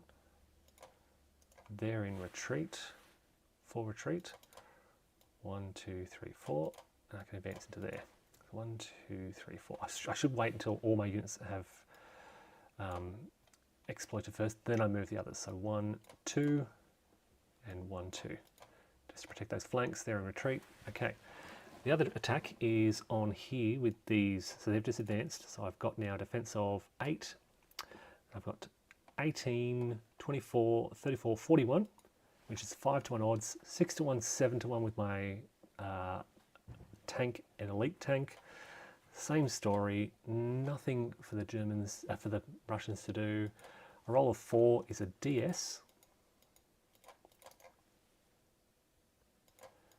And 4 hex, 1, 2, 3, 4. Which gives me a breakthrough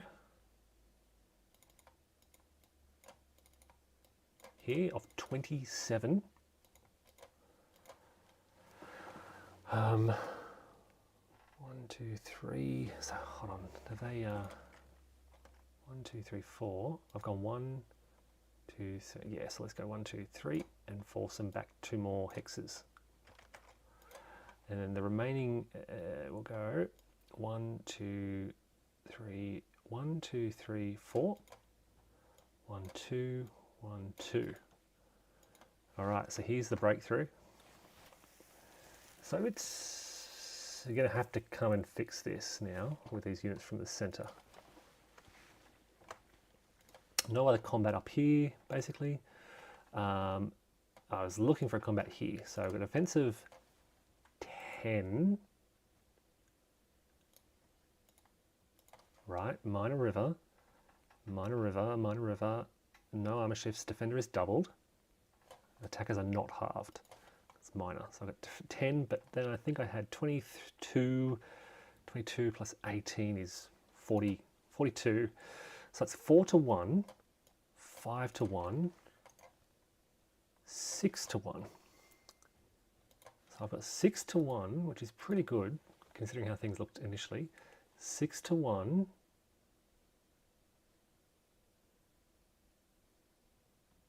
6 to 1. 6 is a TS result.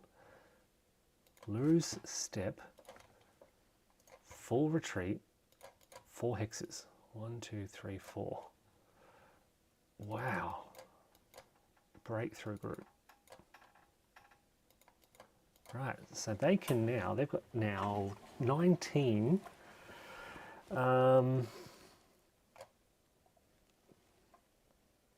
I could attack, but I'm just going to drive 1, 2, 3.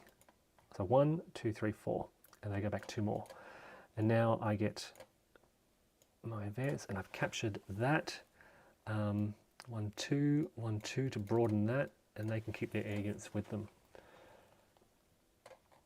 Yeah, wow. Breakthroughs, breakthroughs. This is a really great Axis start and a VP. And I'm on benchmark. Benchmark is 1. I've got 1. Did I catch any others in the north? I don't think. Have I got Stariosil? No, not yet. But I've got Veluki. All right.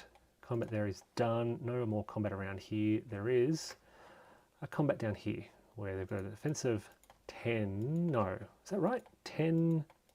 Yes, 10. I'm attacking. I'm not entirely across the minor river. You can see it ends there. So I have got 12, 17, 27, 34, 40. 4 to 1. Shifts down to 3 to 1. Back up to 4 to 1 for my air. Up to 5 to 1. No tank shifts because of the fortification. 5 to 1 and a roll of 5. 5 to 1, 5 is a DR4 and no determined defense possible. 1, 2, 3, 4. 1, 2, 3, 4, yeah. Full retreat. Breakthrough group. Yep.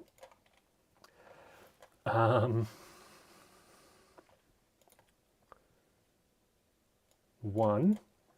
Smash this unit out of the way with 23 on 2, which is 10 to 1.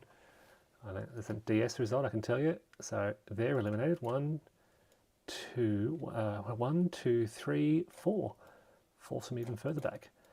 I can advance after combat. 1, 2, oh wow.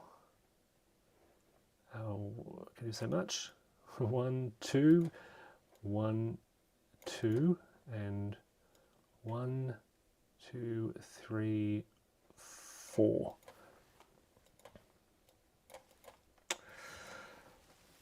That's an unexpected victory. Look at this. This is probably one of the strongest Axis openings in Stalingrad 42 that I've seen, which makes me worried. What am I doing wrong? When things go well, I'm thinking, have I misplayed a rule? But I don't. Just good rolls, I think. That's it for combat. So recovery, Axis units recover, disrupted, or full. Oh, I forgot to bring these guys on. 1, 2, 3, 4, 5, and 1, 2, 3, 4. We'll hold them there. Actually, 1, 2, 3, 4. Keep them close. Were there any others that I missed? No. Okay, so recovery replacement markers are removed. Where's the other one? Down here. Supply. Now I'm pretty confident. 1, 2, 3. 1, 2, 3, 4. Don't tell me they're out of supply. 1, 2, 3, 4. Well, if I leave that unit there, they're in supply. 1, 2, 3, 4. No, they're not. Where did they come from? 1, 2, 3, 4, 5. If I put them, I shouldn't do that, should I? 1, 2, 3, 4. They are actually in supply. 1, 2, 3, 4, 5. It's a weird path, but yes, they're in supply. further north, 1, 2, oh, these guys are out of supply. I may just pull them back. 1, 2, 3, 4, 5, yeah.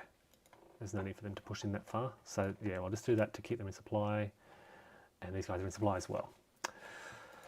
So, railheads now. Moving the railhead. This is the railhead that got stuck last game. It just could not move it for a long time. This one is still stuck. Where's the green? Here we go. That one can advance, I think. That cannot move yet. That cannot move yet. And flip ASUs using good order. No. Which brings us to the Soviet player turn. Air units, no. Train markers, returned. Fortifications completed, 2 resource points. All right. I'm worried if I build a fortification here, it won't be ready in time. Geez. All right, let's try and build a fortification here. 1. And then let's get a supply unit up in the north here. 2. Reinforcements. Turn to reinforcements.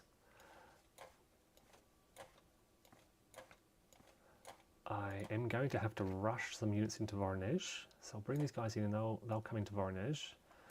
Clear the move markers. These 3 will rail on, and now I'm worried about what's going on down here in the south. So I'm going to try and rail a unit to, it might make a cavalry unit.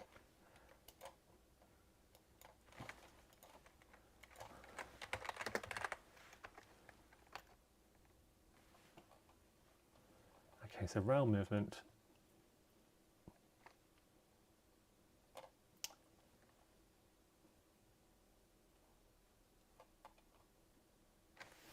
I think it's unlimited, unlimited distance along a rail hex. So they'll move there and they have railed. They'll move there and they have railed. And I think it's blocking those bridge crossings. I think I need some more guys in Rostov. So they can still come down here and they'll move to Rostov and they've railed.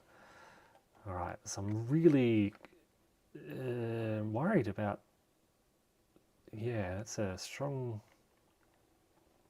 I'm worried about my ability to respond to this. So I've got 3 units down here in these southern river crossings. I've got some units coming in from the top now. So now movement, they're going to come into Voronezh with that supply unit. They're going to retreat across the river. They will tack move, yeah, they'll tack move across the river.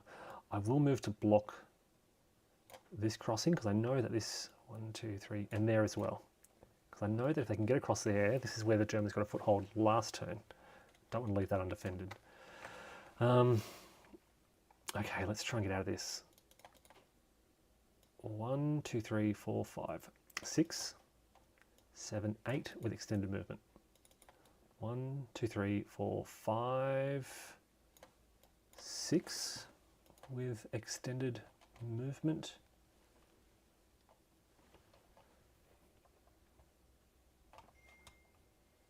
Yep. And they'll follow. 1, 2, 3, 4, 5, 6, 7, 8 with extended movement. Got to get out of here. 1, 2, 3, 1, 2, 3, 4, 5, 6 with extended movement. I'm going to put them there. Move this unit. I'm going to move this tank here. 1, 2, 3, 4, 5, 6, 7 to give a tank step there. They can only tack move away. 1, 2, 3, 4, 5, 6. 1, 2, 3, 4, 5, 6, 7 with extended movement. Move there with extended movement.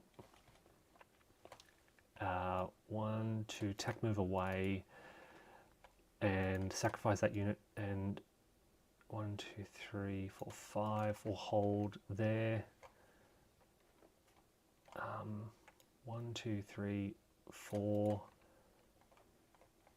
Here we go. 1, 2, 3, 4, 5, 6, 7 with extended movement. Too many units in there. They will instead go...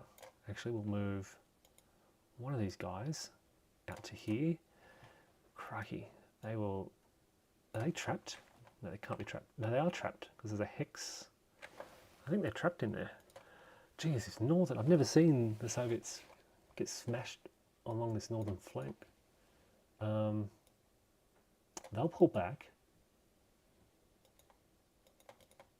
I've got too many units in here. They will come out there as well. Just that boost those numbers out there. Okay.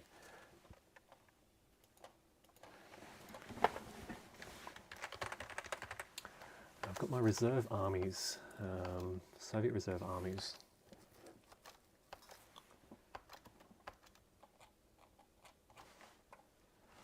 Where are they? Here we go.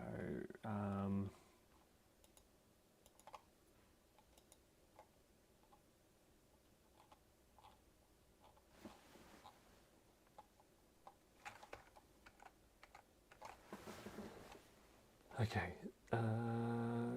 Saratov. I released the other 3 armies, 1 per turn starting on turn 2. Okay, so I'll pick, let's say, these guys.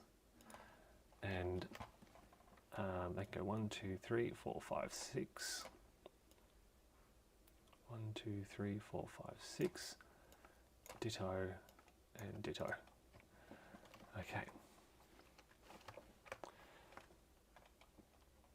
All right, 2 lines of defense here, almost a 3rd line. And then we've got this situation. It looks really good. And then you scroll down. Okay. 1, 2, 3, 4, 5, 6 with extended movement. Ditto, ditto. These guys. 1, 2, 3, 4, 5. 1, 2, 3, 4, 5, 6. 1, 2, 3, 4. 1, 2. 1, 2, 3, 4, 5, 6. 1, 2, 3, 4. I'll do 1 more. Got to pull away from here. 1, 2, 3, 4, 5. 1, 2, 3, 4.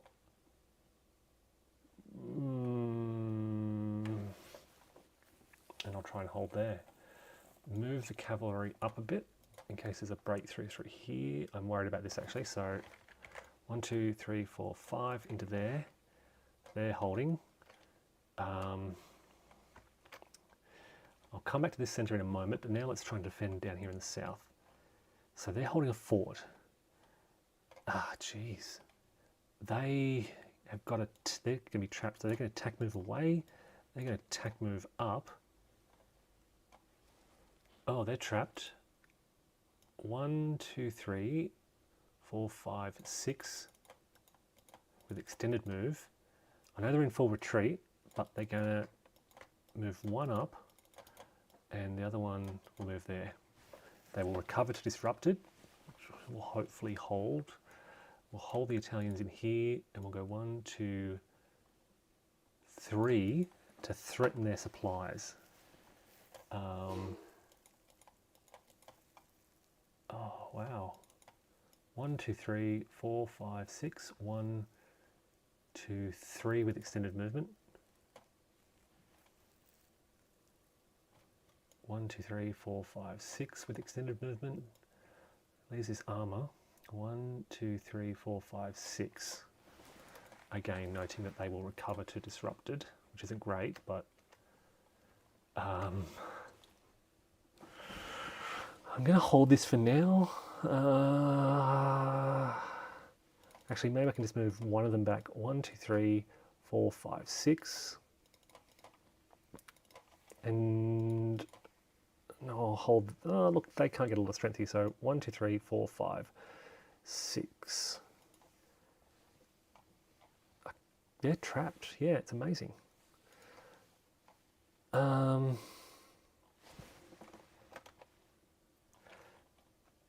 What else can I do? All right, that's about it. So in the Soviet combat phase, they're going to try and kind of attack their way out of here. So I've got 1 to 2, 1 to 1 with my armor, which is 1 to 1. So I'm going to try this. 1 to 1, 5 is a DR2. 1, 2. And they will advance 1, 2. So they've kind of managed to break out of that little pocket. 1 to 1, 5. That's right, isn't it? I did have armor superiority. Yep.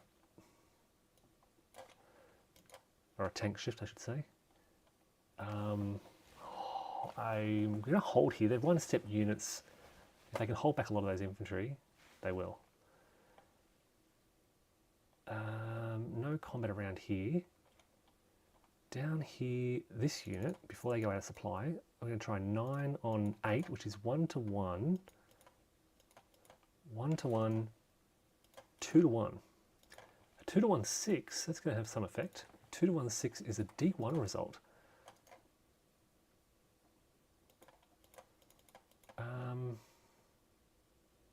And I tell you what, the Italians are thinking about making a determined defense. Now, they're in a fortification hex, but I think fortifications, they only benefit the Soviets.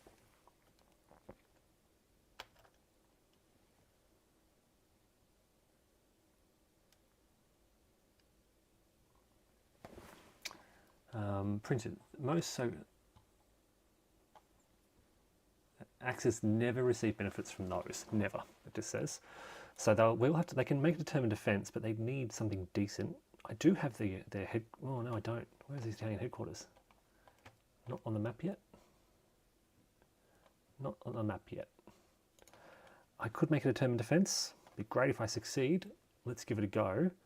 It is a D1, so it's being -1, but they're in the clear.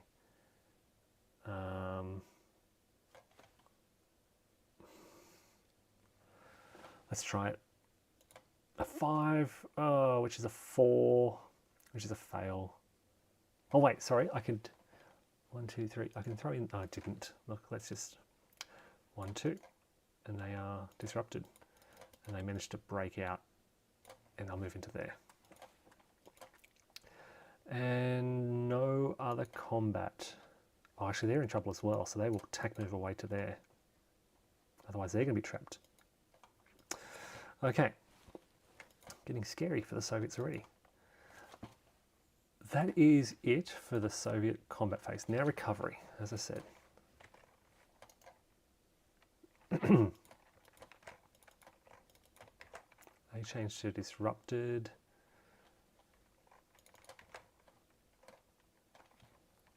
They recover. They change to disrupted. As do they. So there are some vulnerabilities. Look, there are a lot of vulnerabilities, I should say. Free stacking unit. 2 units in a free stacking unit. They've got Voronezh wrapped up now, which should really slow down the Germans. But by they've thrown some big units in there, some big tank armies, 2 tank armies. Oh, they didn't take a replacement either. Should have been a special. So where do they even have? Could have been a step loss. So let's choose this one. Other gain step, and they've taken replacements, which is now removed. They didn't move that turn, so that would be legal. Supply. Okay, so they're all they're all in supply now. They're broken out. They are in supply. They're all good. That's it. So that's the end of the turn. The Germans are on their benchmark. Let's compare. Starting up here in the north. So where are we? Castor. We're looking down here.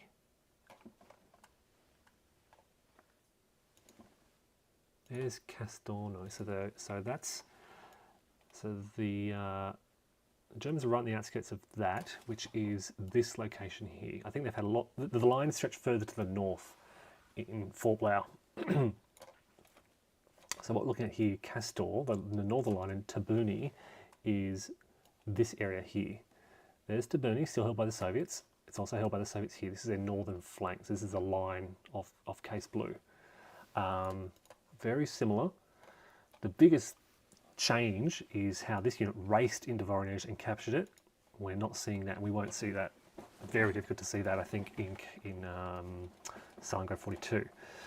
The Soviets have moved into here. They have moved in, so there's similar positions. In Fort Blau, they're just outside Turovo, which is not on this map, but it's approximately here. It is just on that road nexus here. So this area is held by the Soviets in Fort Blau. The Germans pushed them out of the way. This is a Soviet pocket just north of Stary Oskol, and it's a bit different. The Germans did push down into Stary Oskol. They've captured that already. This situation here is this situation here. So it's quite similar, but the Soviets aren't defending this northern side of that pocket. They're just not there. They've pulled away quite heavily to the south into Veluki. So this is this area here. So the Soviets currently hold this in Fort Blau, which is here, and they're trying to pull away. You've got the mix of Soviet units and this 6th Army drive. But the 6th Army drive here has been very successful. They've smashed across the Oskol River there and are exploiting. Very similar things happening here, but we're getting more of a Soviet response. The Soviets are moving in to try and slow them down with zones of control. So same kind of thing is happening. It's just because of the different rules. The Soviets are moving in to slow them down. Here, they're not quite doing that. They probably should be. I mean, it has a similar effect. It costs them 2 movement points to exit, but they're just trying to get these Zokbons sorted. And as I look at this, I can see this big gap. 1, 2, 3, 4, 5, 6. Oh no, 7, 8, 9, 10. They're away. I can see that gap. I didn't see it. Okay. I was pulling away, really. I don't know if I could have covered it anyway, but anyway, it's there. And further to the south, it's great success down here with the 1st Panzer Army through the fortification, but they're still waiting in Fort Blau because of the rules. So, again, I think we're seeing very similar things happening, just slight differences because of the rules. I would expect, I don't think we're going to see the synchron breakthrough. What I expect is in Fort Blau, the Germans will, they're not far away. They'll drive down here, and by the time they get around here, that's when the Soviets will become committed and start to withdraw. Whereas in this stage, down in Stalingrad 42, the Germans are literally pushing straight through the Soviet defenders around Rostov. And they've had to train in some reinforcements to the Rostov boundary. But I will say, wow, so I think the big difference is the German rolls in Stalingrad 42 have been amazing. Not necessarily amazing, just good enough to push through. They've been quite creative in pushing east instead of normally southeast. They can pivot really well, whereas we did see some horrific rolls up around here among the Axis forces. Okay, folks, we'll wrap it up here. We're in early July. More to come soon. Thanks, everyone, and take care. G'day, folks, and welcome to this introduction of my dual play of Fort Blau, which is a Greg Blanchette design published by Compass Games, and Stalingrad 42, which is a Mark Simich design published by GMT Games. I have previously done a comparison video between these two titles on the channel. It's about 2 years old. I have previously done playthroughs of both of these games, most recently Stalingrad 42. It's been a while since I played For Blau, so I've been rereading through the rules, reacquainting myself with the system. I'm going to be playing the full campaign for each, and trying to play these not side by side like what you can see on the screen here, but in effect what I'll do is I'll play through a full turn of Stalingrad 42 and then the corresponding turn roughly from For Blau. Complicating this will be that the turns don't exactly match up. There's often a 1 or 2 day discrepancy in the turns. There are 36 turns in Stalingrad 42. There are 60 turns in For Blau, a massive turn track. But they both roughly cover the same period. They both run up until the end of December 1942.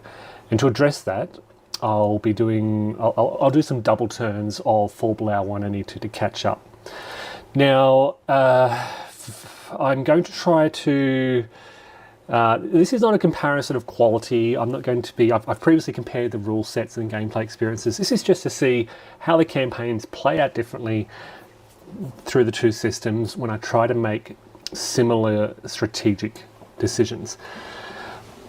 I think there are a couple of factors that are going to shape that. So for For Blau, it'll be the Hitler orders. This will change sort of priorities in the game, and I'll have to adhere to that as I proceed. For Stalingrad 42, we've got the benchmark VP, and I'll need to keep that in mind. So there may be a point, I expect a part way through the campaign, probably a third of the way through the campaign, where the games may start to really diverge based on, I guess, the need to adhere to those victory conditions and the rules. So we may see a divergence in the path, but for the most part, I'm going to try and follow. I'm actually using the historical setup for both games. For Blau has an optional, a historical setup that you can use, and I've used that. I am using a lot of the optional historical rules for For Blau. This includes optional historical support. So basically on the turn marker, there are support points allocated in each turn up in the top right, and I'll be adhering to that. That's instead of relying on a random die roll, which can really create some variations. I'll be using the optional historical limitation rule for the German Panzer Corps headquarters activations, plus a few other optional historical rules. I haven't quite settled on what other optional rules, but mainly sticking to the historical options. And for Stalingrad 42, I think I'm just going to play with the rules as written without any of the optional extras as well. So yeah, the idea is to try and keep these pretty close together. These are, I mean, for two games on a similar scale, similar complexity, similar time span, they play quite differently. Again, part of the idea is just to capture how it feels to play through these campaigns, these operations, using these two different games, and to compare situations side by side. Again, I want to re-emphasize this is not about quality, it's not about favouring one over the other, just kind of highlighting how it feels to play through different situations as the Germans and their Axis forces advance and then drive down, etc. And as we encounter different issues along the way, and we will, I know, we will encounter different forms of Soviet resistance. So that'll be coming up on the channel pretty soon. Like I said, they'll be, in effect, full screen For Blau and full screen Stalingrad 42. And that's it. I'll be running through these one turn at a time. I might do some videos where I do turn 1 and then a comparison reflection before then moving on to turn 2 and the like. So that's coming up soon. Stay tuned. Thanks, folks, and take care. Bye. It is literally as easy as that. There is a very, very intimidating 48-page governing manual which you do not need to read. This is more a reference book when things happen, when you need to check what happens to posture, you can go to the posture section. When you need what happens with a cabinet improval, you go to the cabinet improvement table. Sure, there's probably value in reading through that and understanding the depth and the implications of your decisions, but on your first play, 5.5 pages, set up, get going. I am now about 5.5 hours into my first gameplay, and I feel like I've made a few little mistakes along the way, which people have been picking up via my live playthroughs, but minimal errors, and I've had a sense of what's happening and why it's happening throughout. When things happen that I'm not sure about, I do a quick consult of the governing manual, but it usually takes me a couple of seconds to figure that out. All the other pages, so all the other booklets and charts that come are consulted when needed. So when the rogue states act, you consult the rogue states booklet and go to the page. When I need to check on domestic crises, I check the domestic charts, go to the domestic crises page and consult the sequence. The key message I want to convey here is that this is one of the easiest games to jump into. Of all the GMT games that I've played, I'm going to make this argument. Of all the GMT games that I've played behind me on these shelves, GMT games are probably the biggest publisher in my collection. This is one of the easiest that I have played. Easiest to get set up and playing. Vassal has a large part to play in that. The Vassal module is outstanding. It is highly automated. You click, rather than having to find, for example, if I can move myself out of the way here, rather than having to find a tension marker, I just right click, draw a tension marker by clicking on there. I can shift these counters around really easily. I can click on draw card to draw a crisis card. If I need a specific card, I can right click, draw a specific card, that kind of stuff. It streamlines gameplay and makes it really easy to learn. Rather than reaching across the table or flicking through counters, looking to find exactly what I'm looking for, it's right there via a right click where it goes. Okay, so first impression, super easy to get into. A huge game, a monster game indeed, but very easy to get into. And so if you've been intimidated by these mini pages, as I admit I was, don't be. Read the 5.5 page how to play, set up, and get going. That's all you need. Read the rules for things as you encounter them. If you don't know what a rogue state is, you'll encounter it as you go. And again, there's a lot of uncertainty. I still don't know what the implications are for having unstable states, for having civil war. These kind of things, it's good to know this, don't get me wrong, but you only need to know what they do when the game tells you. If you have an unstable state here, this happens. Okay, so that's all you need to get started. That's the first key point I want to make, all right?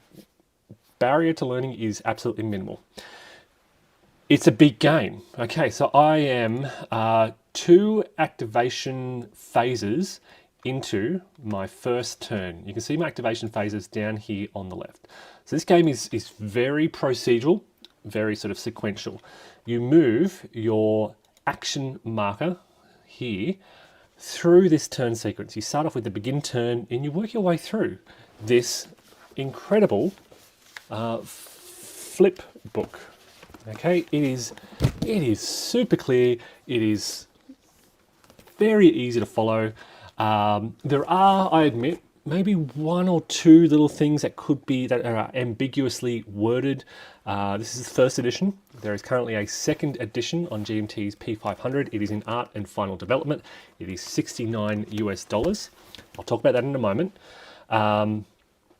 But yeah, 1 or 2 uncertainties that I've kind of just made a decision on, and it turns out in most cases I've sort of been correct. Yeah, really easy to follow. So you follow this sequence of play throughout, and it just proceeds. It flows really, really clearly. You check things when you need to. So it's a monster game. So as I said, I'm 2 activation phases in, and I'm probably 5 hours in. If you kind of extend that, and I am getting a bit quicker, we're probably talking about maybe, I anticipate 8 to 9 hours maybe a little bit longer for my first year in office, for my first game. If I last the full 4-year turn, we're probably looking at, we can extrapolate that, we're probably looking at 4 8s. I'll probably get quicker, probably looking at 29 to 30 hours of gameplay on my first game. Okay, so one game of this is going to take me probably 28 to 30 hours. So it's a big game, and that's on easy difficulty level, and that's if I survive. There are many ways to automatically lose this game. Russia, for example, in my particular game that I'm playing here in the background, Russia is my greatest threat. They are spreading influence throughout the world. They have built a base in Eastern Europe, and I'm worried about European stability. So in my particular game, Russia is a threat. In your game, China might be a threat, or you may have global terrorism or wars breaking out all over the place. So every game is going to be slightly different. There is a lot that happens that is outside your control. This is so third point I want to make. So easy to get into, but it's a monster and a huge undertaking in terms of time. It has a big footprint, and I will point it out briefly as well. So the reason I'm playing on Vassal is because this has a massive footprint, and I don't have the table space at the moment. It arrived yesterday, I wanted to play it, I jumped on Vassal, I was up and running. If you're playing this physically, which I respect many people prefer rather than Vassal, it's a different kettle of fish. You've got to have chits and counters all over the place. These are some of the counters markers up here. Then you've got scandals and wars and counters galore. There are, I think, 5 counter sheets in the box. They are pre-rounded counters, GMT production quality. There's a lot of components to have to manage. And for your first game, I acknowledge that if I wasn't using Vassal, it might be sort of a cognitive overload with all this stuff going on. It's why I'm learning on Vassal partly as well, because I thought, look, it'd be easy to get into. So monster game, easy to get into. Third thing, what was my third point? Okay, let me talk about the story here. And that's what I want to talk about, sequence of play. So you follow this sequence of play, and a lot of these things happen without you having sort of any control over them. So when allies and rogue groups act, you basically follow a procedure. It might be, in this case, for example, it was Canada and the Gulf states. So they're your ally. Canada is your ally, and you do things with Canada. You can work on cooperative intelligence to identify terror groups. You can work, I think, to reduce regional crises or things like that. And I can't remember. Oh, humanitarian aid. I think I worked with Canada to, I could be wrong here, but to work on humanitarian aid in Central or South Asia, I think, which reduced a regional crisis. Okay, so these things happen. Sorry, we actually made that decision. And then things happen that are beyond your control. So the Gulf states, for example, I can't remember how we cooperated, but then we roll to see what they do. You add various modifiers. And most of the rolls in this game are D10 rolls, and you're adding modifiers. And the modifiers might be things like regional crises, how much Russian influence in the region, if there's an unstable state, your cabinet officials modifiers, things like this. There are various things that modify the die roll. You roll a die, and usually low rolls are better. So you're wanting a roll of 1 to 5 for success. In this case, Yemen rolled, because of Russian influence, I think they added a +2. There may have been some other factors, and they went, Yemen rolled. The Gulf states rolled, and they went to war with Yemen. So this brings out a war. And now I have to track this war. So this is largely beyond my control. I have little control over this, but I can affect the contextual factors through my decision-making processes. So these things happen, and you have no control. What I can control are the decisions that I make. So kind of every second or third step in this turn sequence, you'll make decisions. You'll have actions to make. And this is the core of your agency in this game. So you can see the game starts off, if I can highlight this section over here, Russia acts. Russia has all these actions they do, and again, out of my control. But then immediately after that, I do any 3 actions.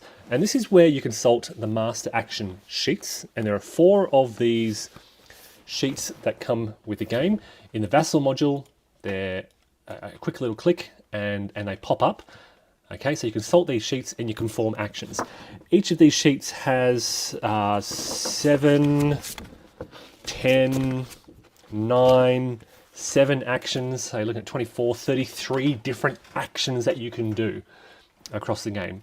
And they range from, what are they? Presidential actions, domestic actions on the home front, diplomatic actions affecting allies and your relationship with regions around the world, and then military actions. And they typically focus on terror groups and wars.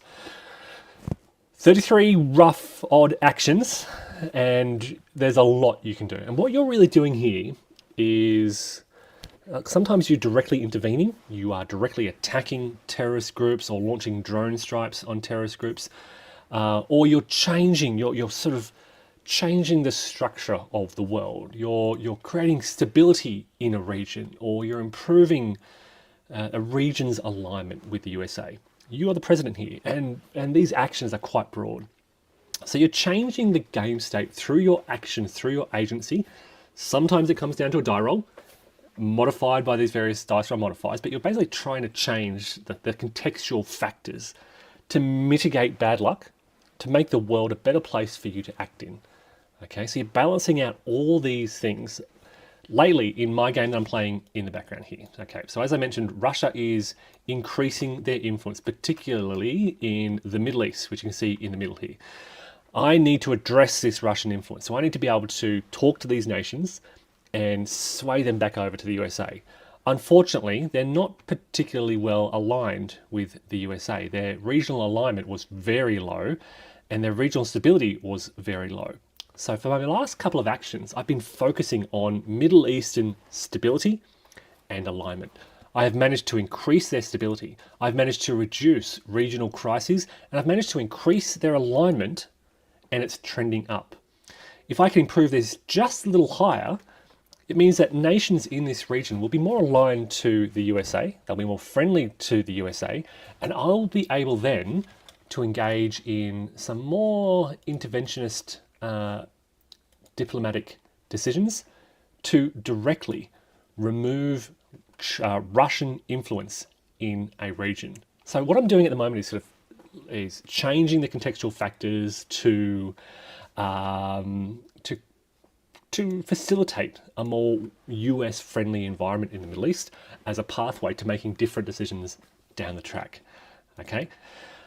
But there's so much else going on. There are terror groups. So I've also been addressing terrorism in the Middle East, and I've reduced terror groups down to just 2 level 1s. This was really high. I had a level 3 terror group.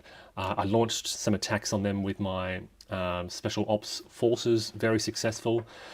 There are domestic issues as well. Look, there's so much going on. There are scandals. I have to manage, on the domestic front, I have to manage my relationship with Congress. I've got to manage congressional friends and congressional opponents. I need to get bills through Congress. You can see my pending bills down in the bottom left of the screen down here. Now, because I focus early in my presidency on the home front, on my relationship with Congress, on cabinet effectiveness, on party relations, I'm doing really well on the home front. It was international affairs where things were going bad, and now I'm shifting my attention to focus on those international affairs. But your game might be different. You might focus on international affairs. My relationship with Russia deteriorated. We were Cold War adversaries early in my game, which looked to put us on a bad path. And so I've managed to rebuild my relationship with Russia.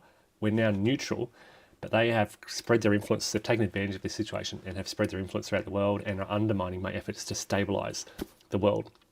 So my key point here, I've gone into a bit of detail here, but my key point here is that you have agency, you have control. There is chaos. There are a lot of die rolls. There is a lot that is outside your control. You can have a terrorist attack, unexpected, suddenly bad things are happening. But you can, in advance of that, without that knowing that that's coming, you can mitigate that by, for example, focusing on homeland security and recruitment of military forces and shifting of military forces around the world. There are things you can do to shape domestic and international situations to prepare for the worst. You don't know exactly what's going to happen, but how those things occur and how they escalate is based on the circumstances that you've set up. So as I said, I've worked to reduce regional crises in the Middle East. What that means is it gives me a bit of leeway.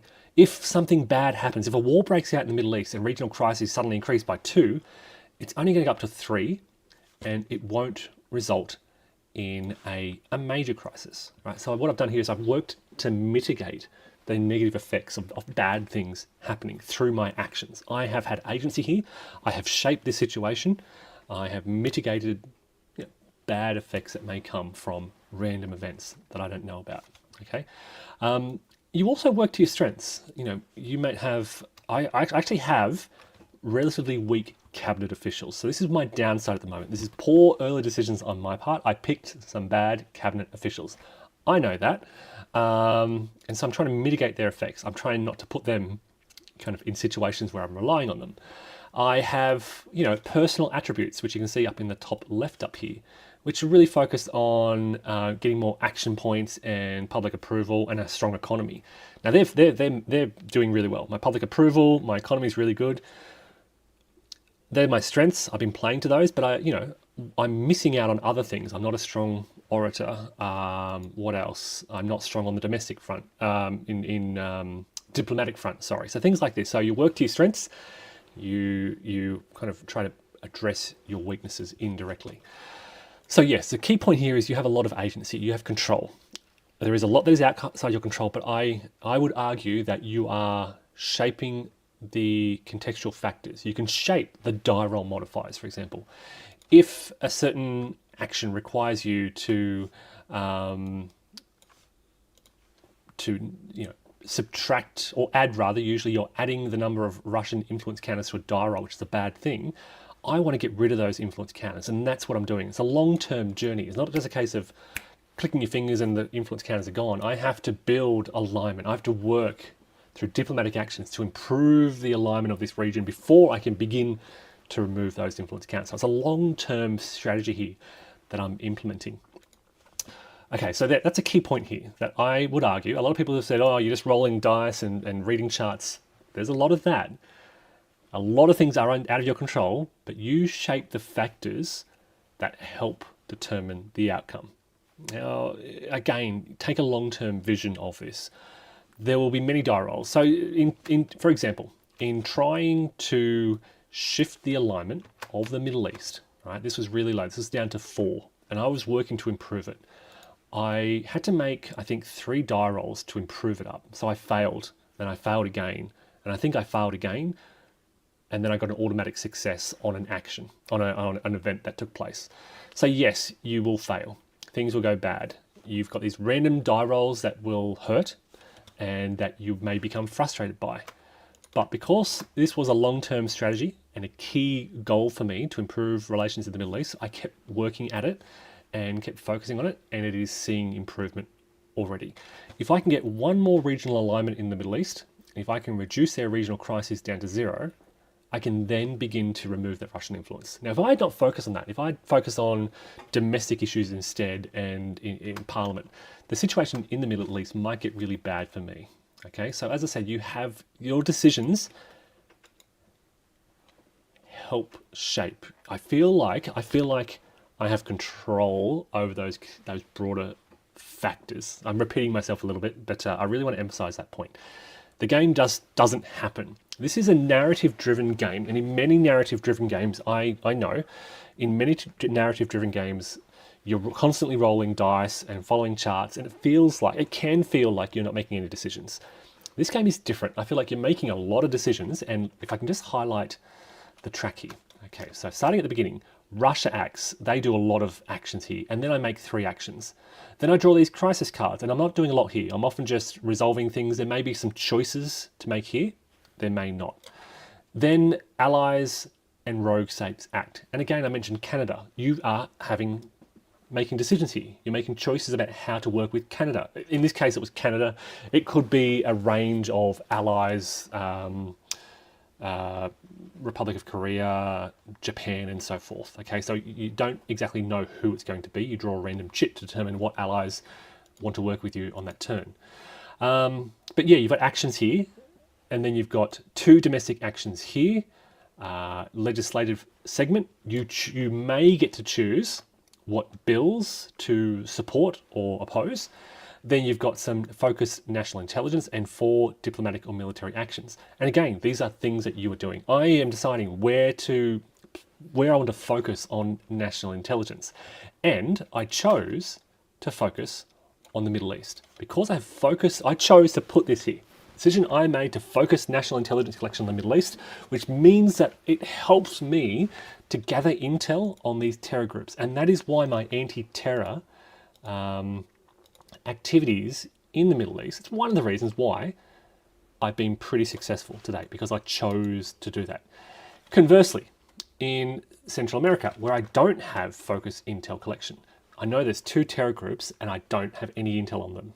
Okay, so I've chosen to focus on the Middle East. It's been successful. I chose not to focus on Central America, and it's going badly for me quite recently. Okay, as a result of the decisions I made.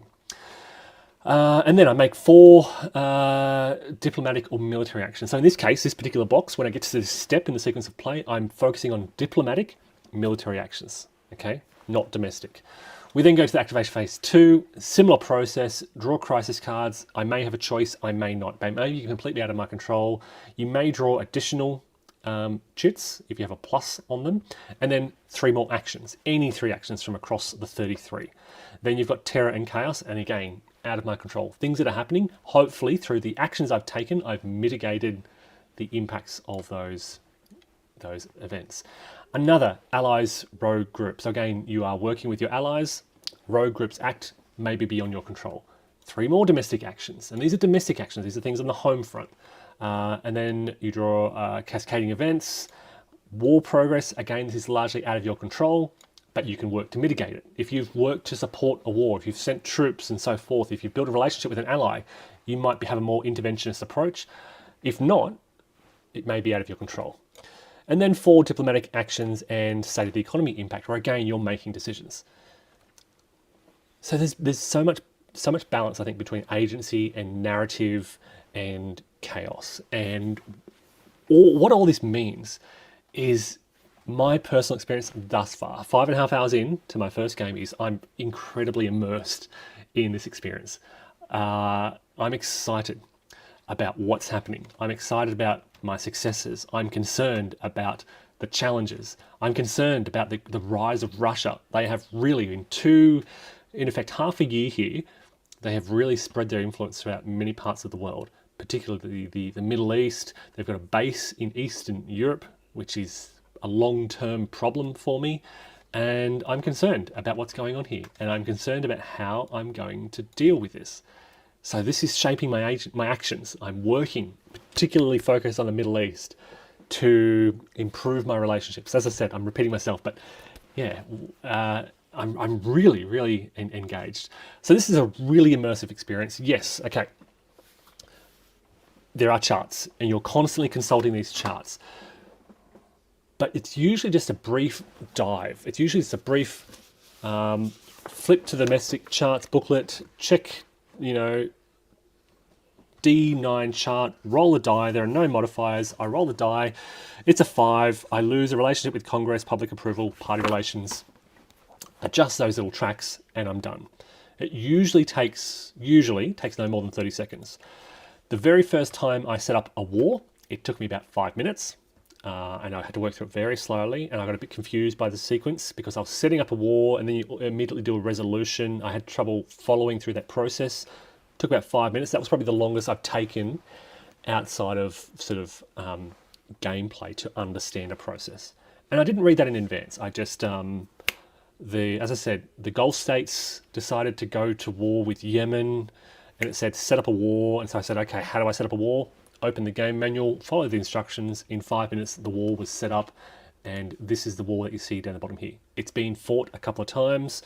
The Gulf states are winning. Yemen is almost at strength 0, and I'll address what happens then when I get to it. I don't need to read much in advance. All I know is the Gulf states are doing pretty well. Okay, so look, I've really focused on the feeling and gameplay. I haven't focused on all the various components because there is so much, and as I said, you kind of get to things as you get to them. You don't need to know pretty much about what's going on. There's all these conflict tracks over in the bottom left of the board. Okay, what do? Don't worry about it. Address it when you get to it. Conflict status and relative strength. Conflict status, they're at peace or they're at war. Relative strength shows who's stronger. Don't worry worry about it. Address it when you get to it. Strategic capabilities tracks. This is pretty important. Particularly, I found cyber warfare to be really important, particularly because I'm behind and struggling. Okay, so I've got my rapid capabilities marker. I'm trying to increase my cyber warfare capabilities. But again, first game, I didn't worry about it until I had to worry about it. And now I need to worry about it, so now I'm addressing it. Middle East. Okay, as I mentioned, the Middle East and regional alignment. I didn't worry about it early on until I had to worry about it. And now I'm addressing it. So all these tracks, all these boxes, all these counters, bipartisan support, friendship, bills. I had no bills in play, and I'm thinking, how do these bills get into play? Until the game told me, okay, now you can choose 2 bills because you meet the right conditions to choose 2 bills. So I didn't worry about it until I needed to worry about it. And then I chose 2 bills to reflect my legislative priorities for my cabinet and who I am as a president, and I addressed it. Everything else, as I said, you learn as you come to it. So bringing all this together, folks, in my first impressions, this is very easy to get into, particularly via Vassal. Don't be intimidated by its monster reputation, by the many hundreds of pages of charts and books, or by the size of the box. Okay, biggest GMT box I have ever seen. Huge, heavy, intimidating, but one of the easiest GMT games to get into. If you've got it in shrink at home, rip it open, read those 5.5 pages, set it up, and get going. 5.5 pages of reading. But it's a monster, so prepare yourself for 30 plus hours of gameplay. Now, I'm looking at 28 hours on Vassal. Playing in person, I anticipate will take even longer, because Vassal makes it really easy to find these counters. If you're playing in person, you're reaching and looking. Some things may be easier. So when I've got an event card, okay, with Vassal, I have to scroll over and read the event and then scroll over to the other side of the board. If you're playing in person, you can hold that event card with you whilst you look at the Middle East. So there are some aspects of playing in person that will be quicker. But yeah, prepare yourself for 30 hours if you survive your full term. If you're worried about lack of agency, I disagree. Some people have said I've got no control. I disagree with that. Maybe they've made poor decisions and bad things have happened where they have no control over domestic terrorism because their Homeland Security rating is, where is it, over here, is so low that they've struggled, and there's been a terrorist attack. Nearly happened to me until I realised I was making a mistake, so I undid it. But yeah, all these things help you to mitigate. There is going to be some chaos. There are going to be things that are out of my control, but for the most part, I feel like at least I have a say in the stuff that is going on in the world. Even if when things go bad, I know, like I said, Middle East, I ignored regional alignment in the Middle East, and then things went bad and I couldn't stop it because I didn't address regional alignment. There are things that I could have done to mitigate that. In sum, I'm loving this game. It is incredibly immersive and deep and detailed, and the narrative is very strong. If you're a fan of narrative games, this is the best that I've ever played. I'm trying to think. Thus far, again, 5 hours in, notwithstanding the possibility that things may change. I will point out, I'm playing on it's my first game. I'm playing on the easiest difficulty level, which does make things substantially easier. After playing this, I'm going to play normal difficulty and see how much of a more of a challenge that is. And I do anticipate that it will be a greater. I think there's a big step up from easy to normal, and an even bigger step up to difficult. I'm not going to play on difficult. So, folks, look, I would really encourage you to check this out. Don't be intimidated by some of the negativity surrounding narrative-driven games and the size and scale and scope. Just give it a go, dive in. It is currently, second edition is currently available for pre-order, as I said, on GMT's P500 site for $69 US. Given the depth of gameplay in this box, I think that's a bargain. Even in Australia, that's 100 Australian dollars, plus shipping, which is probably going to be another 100, 200 bucks probably. But I think that's very good value for what you get here. As I said, 30 hours of gameplay in one game. And I feel like I'm already kind of looking forward to my next playthrough and seeing how things are different cabinet, different presidential attributes, different setup and everything. Yeah, so folks, that is Mr. President, the American presidency, 2001 to 2020 by GMT Games. Check it out, and thanks for watching. Bye. G'day folks, and welcome to this introduction to ALAU 1807. This is the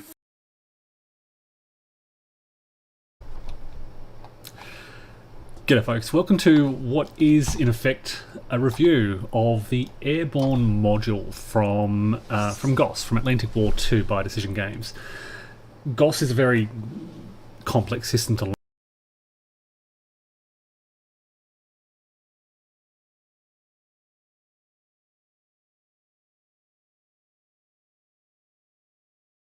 The standard rules. It is very procedural.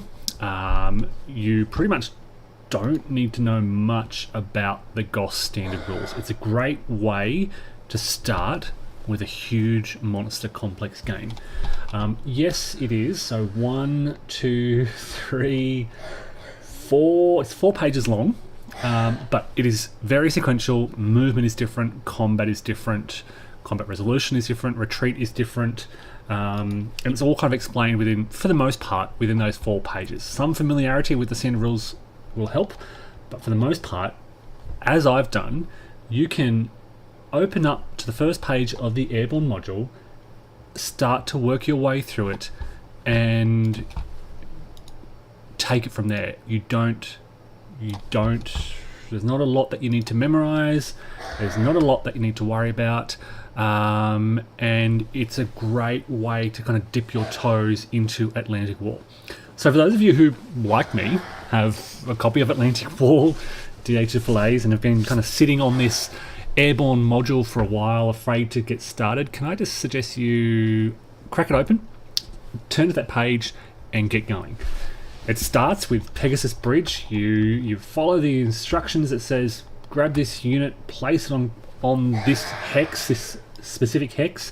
Then it says make a die roll to see if you capture the bridge. If you succeed, done, make another die roll, and it's just basically step by step guiding you through everything you need to make. Here you go. Place the company here. The allied player rolls.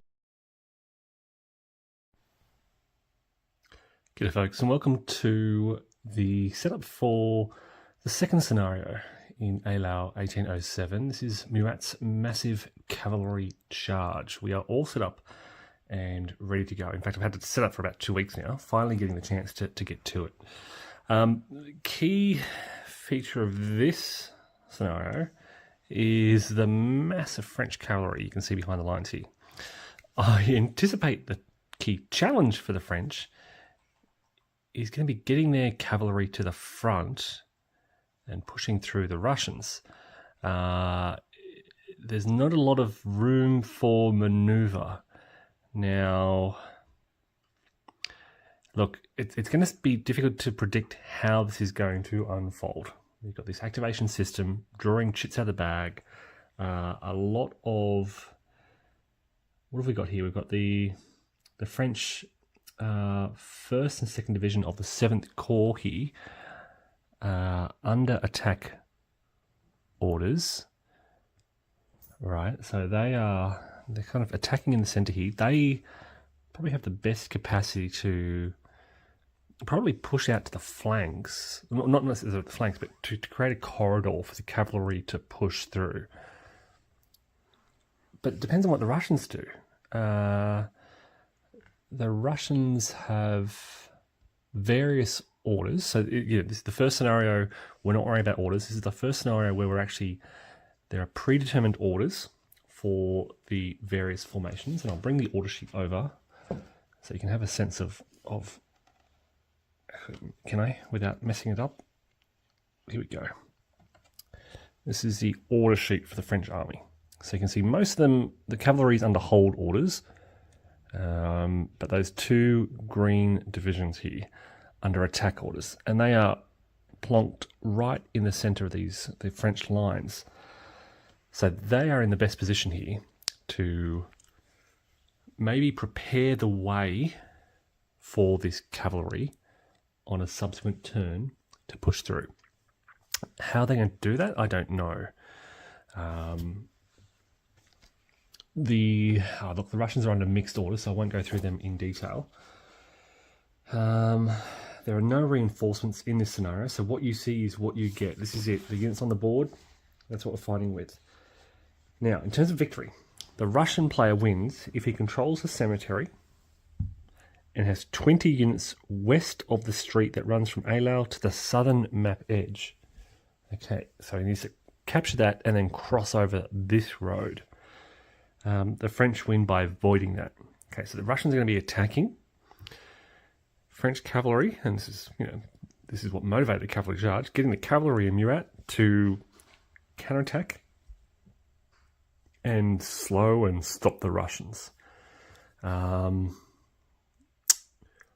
got the guards out here on the left, right? So they're in a good position to hold that left flank.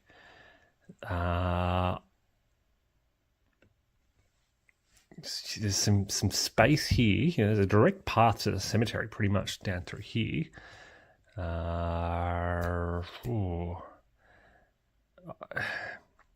going to be a challenge. Like, these guys are all under hold orders. Right? Murat is there. Great. He's with the cavalry. He's ready to go right here. So they're ready to change orders to attack when the time is right. I don't know what to do with the infantry.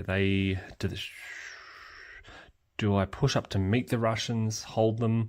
I think a lot of it will depend on the order. If the Russians go first, they'll be coming. If then they go second, they'll be coming even further. They may be right in the outskirts of the cemetery before the French can even react. On the other hand, if the French go first, they can push out a little bit, gain some ground, which is in effect buying some time. This is the valley down through here. Right, so we need to keep in mind that this is high ground. We're not going to worry too much about the flanks. So yeah, we've got some Russian and French out in the flanks, but nothing. No, there's not going to be any activity out here. It'll be mostly in the northern sector, around here, north and centre, around the cemetery and just south of Troshich Alau. And look, you can see the mass of Russian forces off in the distance. They just have so much depth and, I guess width as well. So it's going to be a challenge. There is a flexible setup, so I have had a lot of decisions to make in the setup, which happened, as I said, 2 weeks ago. I've tried, as you can see in this example here, I've tried to facilitate retreat paths, because I knew from early experiences that when units retreat, they're often pushing other units out of the way if their path is blocked. So I've tried to give every unit, most units, a path of retreat as much as was practical, but so often it's just not practical. So I'm going to be, as things start to move, I'm going to be very mindful of spacing and really try to further support and facilitate those lines of retreat from the front. Units are often retreating, particularly with this cavalry. I mean, as soon as they get engaged, they'll be forcing Russian retreats, I anticipate. It's going to be very interesting. It could unfold in so many different ways. And I feel like the first couple of turns, let me point out, sorry, I'm saying all this stuff about it depends on what happens, but we put aside 1 fire combat and 1 Russian action cube, and the Russians go first. So we know the Russians are going to go first, they're going to activate first, they're going to come forward. So the French won't get an opportunity to push forward. And I anticipate, alright, so we've got Russian guns up here. Look, it might be right in the centre here. It might be these guys right here.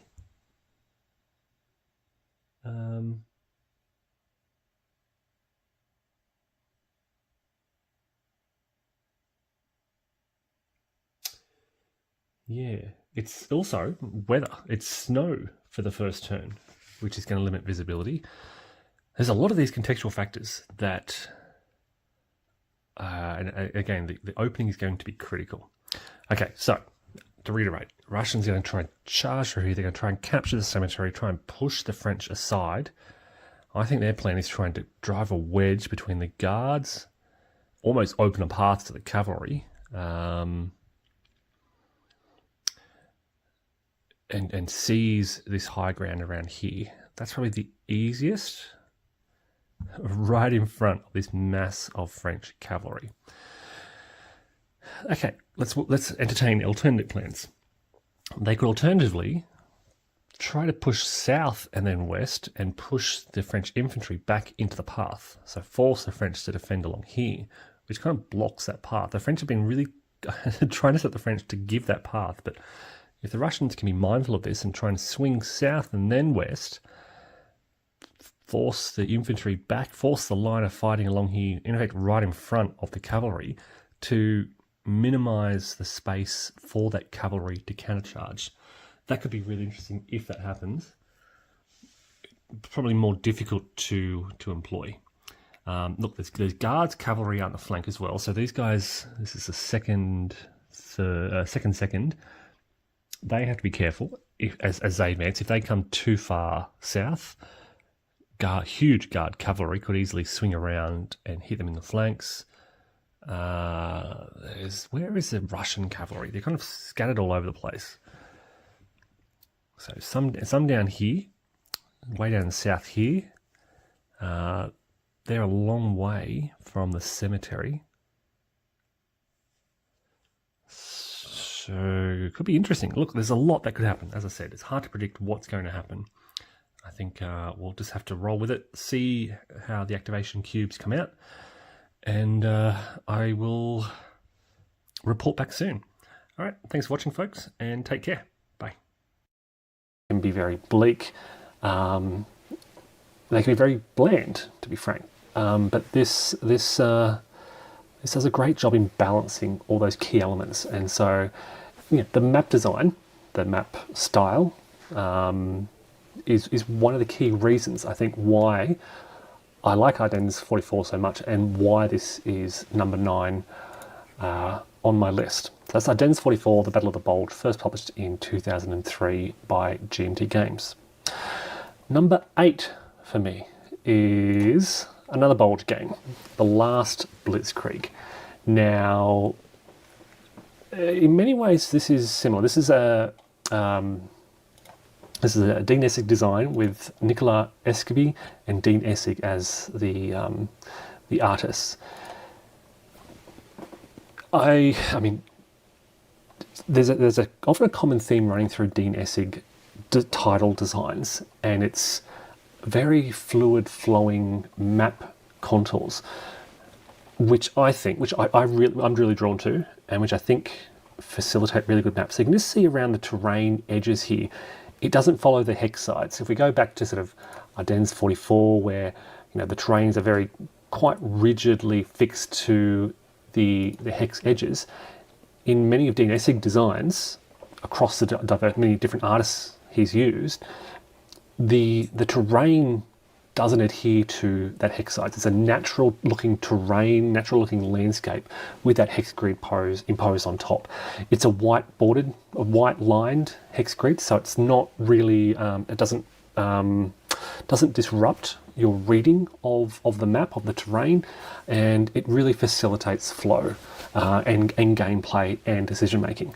The roads are very clear. So whilst the terrain, the background, the woods, forests, while they don't adhere to the hex grid, the roads kind of just pop out just enough to be clear, and much like Ardennes 44, facilitate that decision making. So for me, Last Blitzkrieg is both visually appealing to a degree. It's not the most outstanding visually appealing map, granted, but it's some degree there. But it also combines a degree of visual appeal, more so than Ardennes 44, I'd argue, with those other two factors. So it just does what Ardennes 44 does, but better. And I think, arguably, I would argue, in all three of those categories. Visual appeal, depth of information, and ability to be a vehicle for decision making, to be a focus for study and analysis. So the last Blitzkrieg hits my number 8 slot. As I said, Nicola Escaby and Dean Essig as the artists for this game. Okay, wargame map number 7 is Napoleon's Triumph. Now, I've described this in the past as the most beautiful game in the world, but it's hard for me to separate what this looks like with all, and this is across the list, in fact, what this looks like with the pieces on the map versus what the map looks like. But I think we need to kind of consider them both together. The map itself, when you take all the pieces off, the map is, so I should point out, this is a Bowen Simmons design. Artist is Jean-Louis Ernest Messonnier. The map itself, and I don't have many images, I have no videos of this on my channel, but the map itself is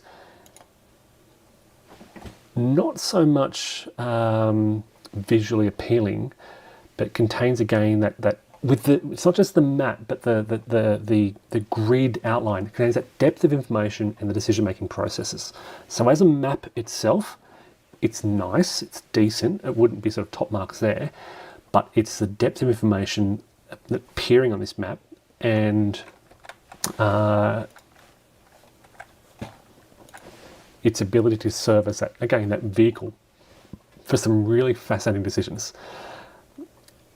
such that when all these units are set up and you're replaying the Battle of Austerlitz on this map, and it is quite a sort of muted tones, it's a background, it's much like how I described Gettysburg. Gettysburg is a battle hymn, is a more clearly appealing map. Napoleon's Triumph is a more subtly appealing map. From the font used for towns and villages, this is Santon Heights up here. It's subtle, but it's always there in the background.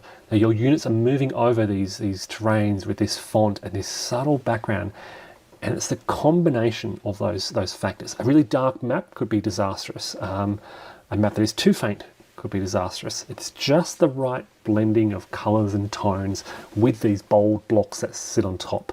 So I'm trying to kind of remove the block element, but you know, the blocks go on the map, and this is when you're reading the map within the context of these blocks. So it's hard to judge a map just by itself. This is not just, you know, map judging, it's maps in the context of gameplay. As I said, those second and third factors there are critical. I'm not just picking the most beautiful map, but you know, maps that convey information and maps that can be studied.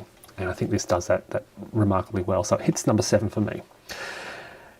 If you're frustrated by me prioritizing those two criteria, 2 and 3, depth of information and you know, utility for study, then you may not like this one. This is number 6. This is D-Day at Omaha Beach, and a lot of people have said this is one of the ugliest wargaming maps they've ever seen.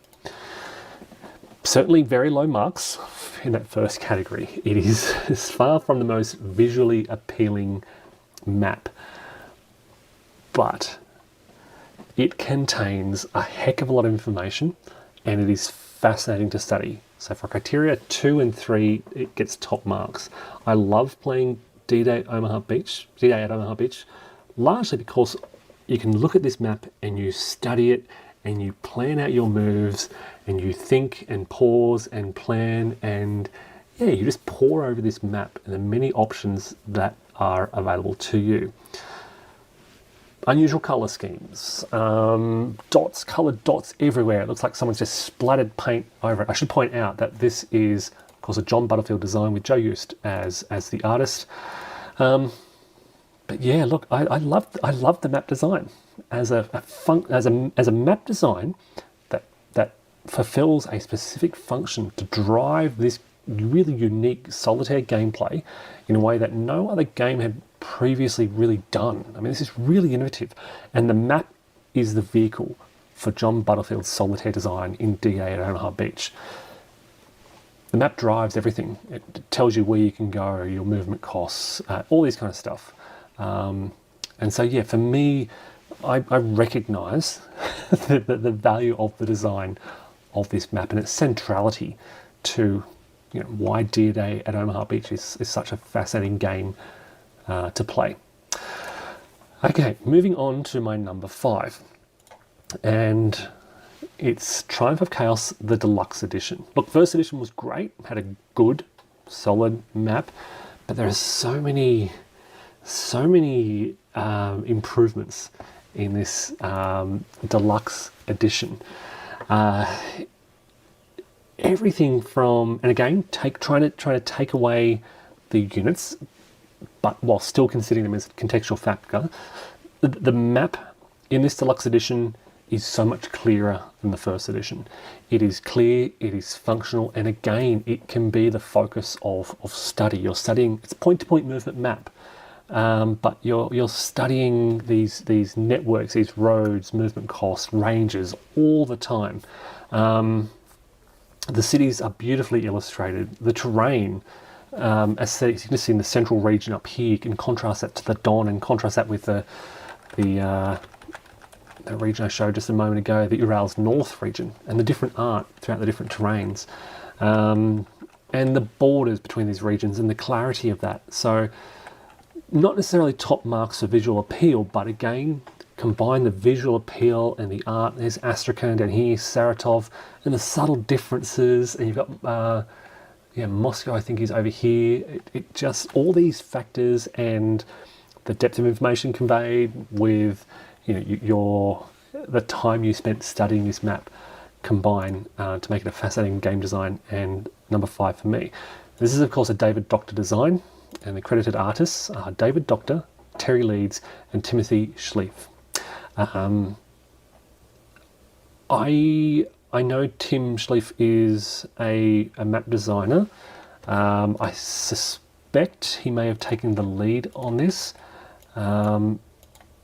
Terry Leeds is a game artist. I don't know much about Terry's background. He's credited with a lot of game design, so maybe he played a role as well.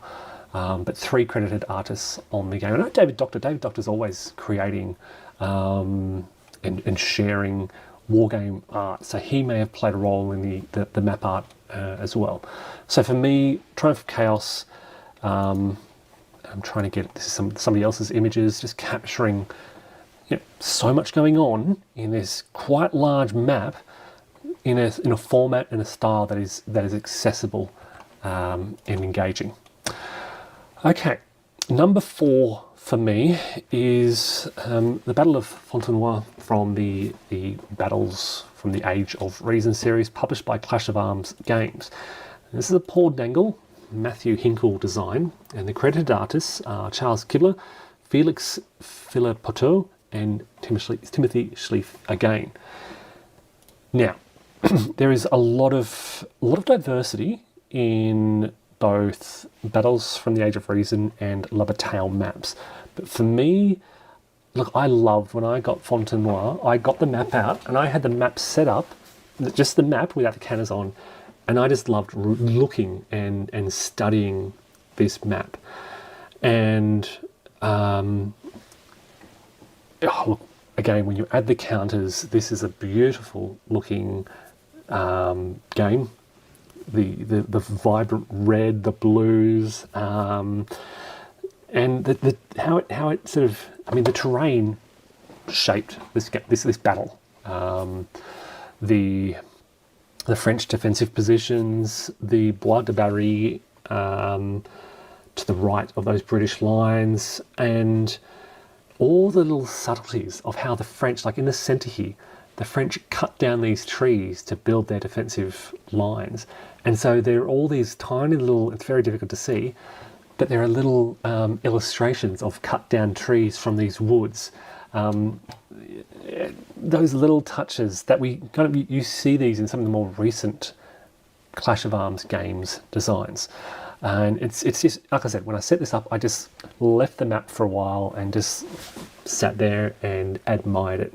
So for me, the visual aesthetic here was top.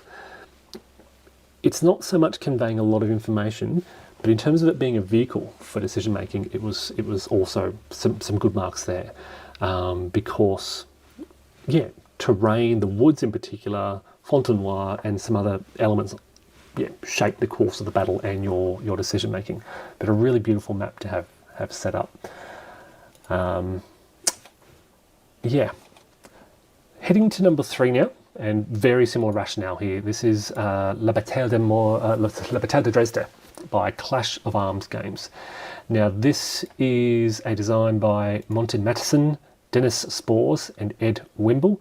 Artists credited Rick Barber, Charles Kibler, Timothy Schlief, and Robert Tunstall. And so 4 credited artists. I don't know, again, Clash of Arms Games put a lot of work into their unit counter design, which I personally love. But Dresde really stands out in the La Bataille series for its amazing map artwork.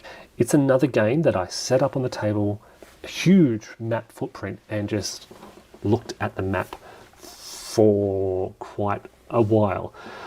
And again, there are all these little details, the redoubts, the woods, the orchards, the gardens, the towns themselves, bits of rubble here and there, the tree-lined paths, things like that, sunken roads, all these little details. You can just sit there and stare and study these details on a really, really huge map.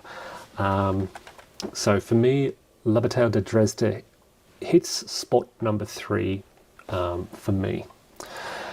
Moving on to number 2, and I think for me that Wacht am Rhein, part of the Goss series, has some amazing. Again, it's another Ardennes title, and for me, I'm a little torn here because it is, I think, the best bulge map art. I think it's better than Ardennes 44. I think it's better than the last Blitzkrieg. There is so much detail here. I love the design of this map, and again, it's not overwhelming. It's probably the clearest. There's a lot of subtlety in the colors. It doesn't, your focus is so often on the combat units on that map, but it all takes place over that map. What I think's sad about this map, and I should point out this is a design by Joe Youst, map by Joe Youst, is the terrain is so often hidden. You so often need to look at this terrain because the terrain plays a really critical role constantly. It's not just about movement cost, but all the various elements, constricted terrain, rivers, vantage points, things like that. So you're so often picking up counters to look at them that it detracts from gameplay. So in this case, I'm kind of rating high on visual appeal because taking all these units off, it's probably the best bulge map in my opinion. It's certainly important. It has a massive depth of information, and it's important for decision making as well. But all those factors are kind of weakened by the massive I don't like the massive administrative counters that are played during a Goss game, and the combat units actually hide. Whereas in something like La Bataille de Dresde, in particular Fontenoy, where the counters art enhance the map, and we saw that again in Napoleon's Triumph, how the map, the units, combat units complement the map, and it works together. It doesn't quite. I wouldn't agree with that with regards to Wacht am Rhein. I think the counters detract from really good map art, and so in this case, it's a case of visual appeal without the counters being of paramount importance here. So that's my number 2, just because I think the map here is amazing. And again, it's a map that you can study and probably should study. Studying the map in advance to playing a scenario is really beneficial if you know where those vantage points are. If you know you need to know where the constricted terrain is, where the roads lead, etc., etc. More so, I think, than any other bulge game. Okay, that's why, that map is so important, and it's beautiful. And that's, I should point out, that's the same for so many other maps in the Goss series, but I just think that there's something that really draws me to these Ardennes representations. Okay, so that leads me to number 1. what is my favourite or top wargaming map? It's None But Heroes by a part of the Line of Battle series, part of Dean Essig's Line of Battle series, art by Nicolas Esquibi. Again, this is top marks across the board. It is without the units. Again, I set this map up and I just wanted to study it and look at it. It's a thing of beauty. Very subtle tones. It looks a lot, you'll notice, like last Blitzkrieg. Same design team, very similar color shades. But the topographical features here, you can see Antietam Creek running through, and it plays a key role. And this map is read on so many different levels. So you've got the sort of the more sort of tactical. You're focusing, zooming right in, and trying to study lines of sight. And then you've got the big rivers, and then you've got all. It's just you're constantly like zooming in and then out, and then to a medium scale, and thinking about the big picture and issuing orders, and then zooming right in, to a particular regiment, and planning their movement through the wheat field, for example. So 1 minute you'll be zoomed right in on 3-4 particular hexes. The next minute you'll zoom right out, and you're thinking, okay, how am I going to move this core? And all whilst you're doing that, you're studying this map, you're studying the terrain, you're studying bridges and roads, and enemy dispositions and lines of sight and all this kind of stuff. And this is a monster game. It's not necessarily one of my favourite games, but for me, it just the art and the depth of information conveyed, and how the art facilitates that deep and fascinating gameplay. For me, this is why it took me a long time to figure it out, but it's my favourite. I think it's my favourite game, favourite war game map. Not my favourite game, my favourite war game map. Again, Dean Essig, Nicolas Esquibi, that sort of natural topographical features with the white hex grid imposed, very similar to last Blitzkrieg, but for the Line of Battle series, because of the nature of American Civil War warfare and the considerations and plans that you're making, it's far more effective, I guess. And this is why this rates so much higher than last Blitzkrieg. So for me, this takes the cake. I think it's, and I should point out as well, I've picked no more than one game from each series, but you could say the same for other games in the series. So this is of course part of the Line of Battle series, and if I look at Last Chance for Victory, Gettysburg looks much the same. Let's bring up some images, and yeah, it's much the same. It's amazing, but I think there's something about Antietam that I can't quite put my finger on it. So familiar with Gettysburg games, but yeah, and Antietam really stands out. None But Heroes really stands out for the quality of the map and the detail. Okay, so folks, they're my top 10. As I said at the very start, I recognise this is incredibly subjective. You may terribly disagree.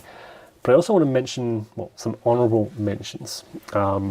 First and foremost, Operation Theseus, for its ability to capture the desert. I mean, to create a fascinating map in that, environment that has so typically been depicted as bland and yellow or cream, is a remarkable achievement. So Operation Theseus, honourable mention. Empire of the Sun, again, for its, not necessarily for the art, but for the depth of information, and as a vehicle for really fascinating mechanics. Paths of Glory, my favourite game. Now, there have been many different styles of art.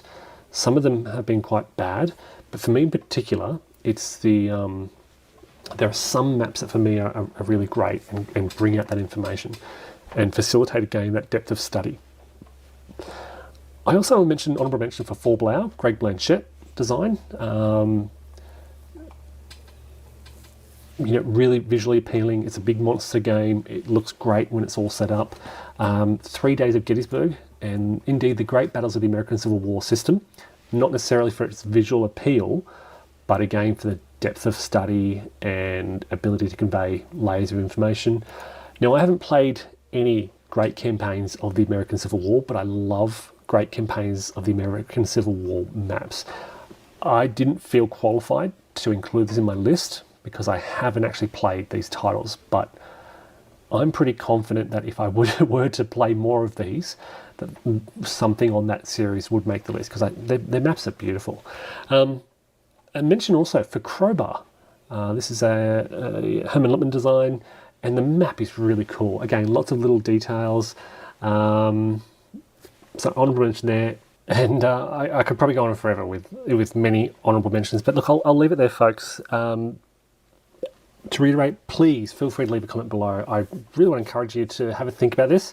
What are your top 10? Feel free to post a top 10 list below. If you run a channel, feel free to post the link below. Really keen to hear what other people think. What is a good wargame map design for you? Is it the visuals? Is it the depth and layers of information? Or is it how it facilitates, has been designed to facilitate the particular game mechanics and design? Thank you all for watching and take care. Bye.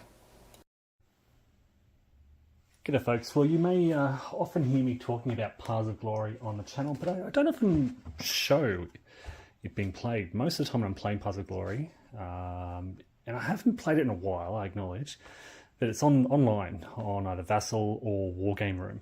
I have got my old 2004 edition. This comes with a fairly basic map, but many years ago, I printed off this. I think it was a fan designed map. It was online and I printed it off and mounted it. And yeah, play on this. Now I've just taught a friend. Basically we sat down the other day and he didn't read the rules. We sat down and I taught him how to play the game. And then we jumped in and we got 4 turns in. And firstly, it's to his credit as an experienced gamer. He's previously played the Napoleonic Wars before, and Twilight Struggle and Labyrinth. And to his credit, you probably wouldn't be able to tell what side he is, judged based on the game situation. The Central Powers are 1 victory point ahead. They're on 11, but of course there are 2 VPs right for the Allied players taking here. He's playing the Allied players and I'm the Central Powers, and it is very close. I think also I claim some credit as being a great teacher. I taught him the game and he just picked up straight away. We've been very transparent about the risks associated with sort of situations on the game. He thought about some risky moves out in Tannenberg as the Russians, and I cautioned him about the risk of being caught out of supply and things like this. And it's not the kind of game where you can go rampaging around the Eastern Front and expect to survive with your armies. And I emphasise the importance of bringing in reinforcements. And yeah, he's picked it up very quickly. So basically, to recap the situation, the Western Front, as you'd expect at this stage, it's winter 1915, the end of winter 1915. Stalemate, not a lot happening. The BEF has pulled away from Brussels and they're in Ostend at full strength though. Trenches throughout the region. The Germans have got trenches in Sedan. They're mine. Look, I don't want to give away my strategy in case he's watching, but look, for the time being, I have trenches in Sedan. I'll say no more about that. We're holding the line in the Western Front. Okay. We're both at limited war now. So we've got to watch Italy. They're not in the war yet. I have them set up just to show him where they go, but they're not in the war yet. Bulgaria is in the war. They entered on the last turn. Look, I will reveal this strategy. I'm trying to wipe out Serbia. I've told him that quite openly. I'm trying to wipe out Serbia quickly before Italy enters the war and becomes problematic for the Austro-Hungarians. The Germans have built up on the Eastern Front. They've now got 3 large armies over there. We've brought in the 11th Army, and the 11th Army event has been activated, but they haven't done much yet. He has very wisely pulled away the Russians from Poland, Warsaw. I didn't advise him to do that. He did that, just thought it was a good idea. I think it's a great move. He's pulled away from Evangorod and Warsaw, those frontier forts that are problematic for the Russians. He's done pretty well with the Serbians, but I think their writing is on the wall. They have got, not much left. One more hit, and the Serbians are pretty much wiped out. There's no core left for these guys. The Ottomans are in the war, but the Near East has been very quiet. We don't know for how long, but yeah, that's it. And as I said, he's been building these reinforcements. So he's got British reinforcements on the board. They are somewhere. Yeah, so he's got a British army in Cambrai. He has got quite a few Russian reinforcements on the board. I don't know if he's brought in any French yet, but there are some, certainly he's been building up a lot of Russian armies, which is kind of one of the reasons I'm placing my German armies over in the east, because I am wary. You've got 3 armies over here on the way to Moscow, in the Moscow supply box.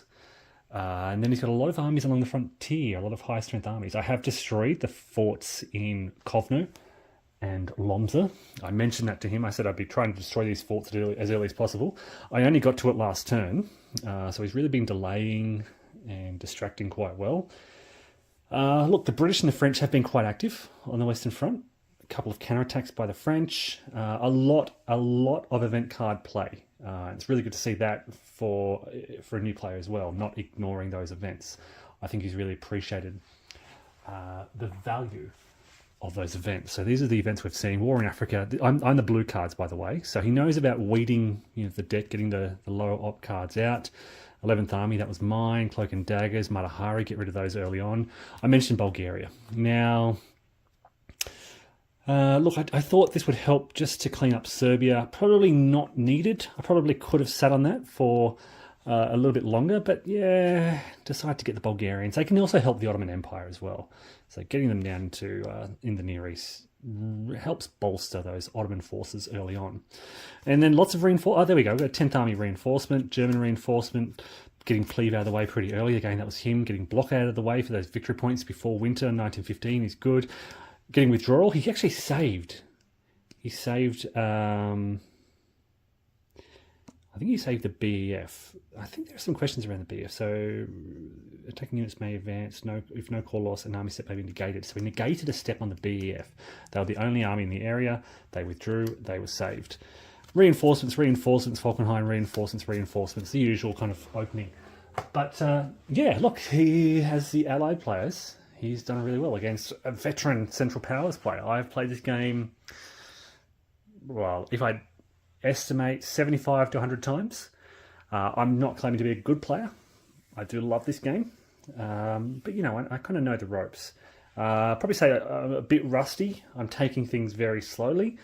There are different openings you can do. And the Central Powers should be aggressive early on, but I'm just playing it easy. I'm taking it easy on the Western Front.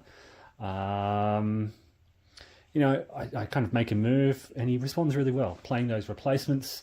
Serbia is probably the biggest weakness. He has been active there, but as I said, just the Austrians have probably had a bit of a free hand to deal with Serbia. One of the challenges in Paths of Glory is countering the pressure that a nation will feel. So again, not wanting to give too much away, but if Serbia is under pressure by the Austrians, then the Russians need to attack the Austrians to take the pressure off, force the Austrians to respond. It's probably too late now, but yeah, that's where I've had some success. On the Eastern Front, he's done really well. Look, as I've explained to him, the Germans can dominate the Eastern Front and still lose the war. You can get all the way up to the gates of Moscow, Smolensk, Kiev, and so forth, and be absolutely struggling as the Central Powers, because the more the Germans advance east, the longer their supply lines are, the closer they are to these Russian, effectively rebuilding centers. Russian replacements come on here, and then they attack the Germans, and the Germans really struggle. And you know, as a Central Powers player, I'm never too aggressive on the Eastern Front. You certainly want to pick away at the Russians. You want to keep them off foot, off kilter, forcing them to constantly rebuild their armies. So he has rebuilt some armies, but you keep them weak without worrying too much about it. If an opportunity presents itself, I'll certainly strike. But it's not something I'm going hunting for. So folks, as I said, this is 4 turns in. You can see the turn marker up here. End of winter 1915. He just gained that blockade victory point. But as I said, there's 2 VPs sitting right here. Brussels is open. I've actually pulled away from there. So he could grab 3 VPs and bring it down to 8 immediately. That said, I can see Warsaw is open. You know, I could push into Vilna if I want. What else? There's not a lot that I can grab as the Central Powers right now. He can easily pick up 3 VPs. I can easily pick up 1. So down 3, up 1 is up to 9. Yeah, he's in a very good position. So we're going to continue this when time permits. And hopefully I'll report back on how it progressed. Thanks for watching, folks, and take care. G'day folks, welcome to this opening of Scenario 6 from Atlantic War. This is part of the GOS series. This is my first foray into Atlantic War, and I'm jumping straight into a fairly large scenario. Scenario 6 starts on the 6th of June, and it covers both the Airborne module, the Naval Invasion module, and it runs for about 6 days. And I'm going to see how far I can get. There are a number of smaller introductory and intermediate scenarios, but I really want to get sort of the full experience. I've played a lot of smaller scenarios from Voktum Rhine, so I felt maybe it was time to jump in. And I want to show you how the Airborne module works. But firstly, a huge shout out to LBW Strategy Gaming. Steve has some amazing videos. He has gone through his Airborne invasion phases very carefully, and I've been watching those, and that has inspired me to jump into this. I've been watching I've watched them before, and I've been watching them again, a series of videos over the last 24 hours, and it's really, what it's done is it's got me punching out my counters, and then I couldn't wait, so I've jumped onto the Vassal module, and here we are. So this is the Atlantic War D-Day to Falaise Vassal mod. You can pick this up, I believe, on the Decision Games website. You basically go to purchase it and it's free. And this is the setup for Scenario 6.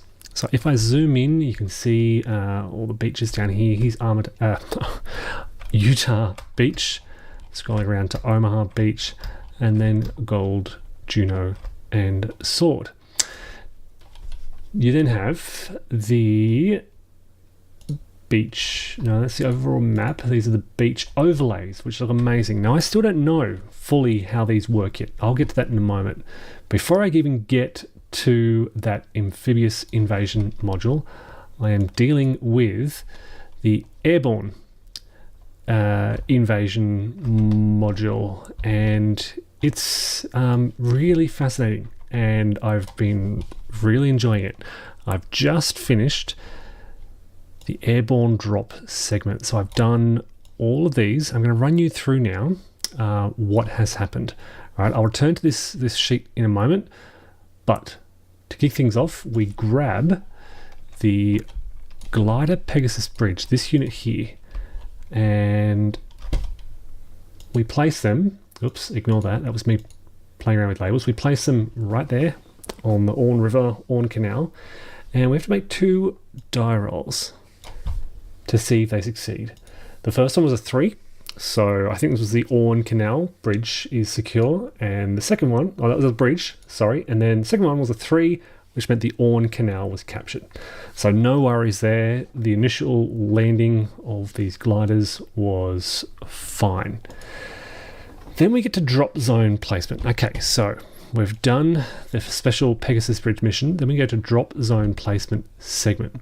And this starts off pretty straightforward.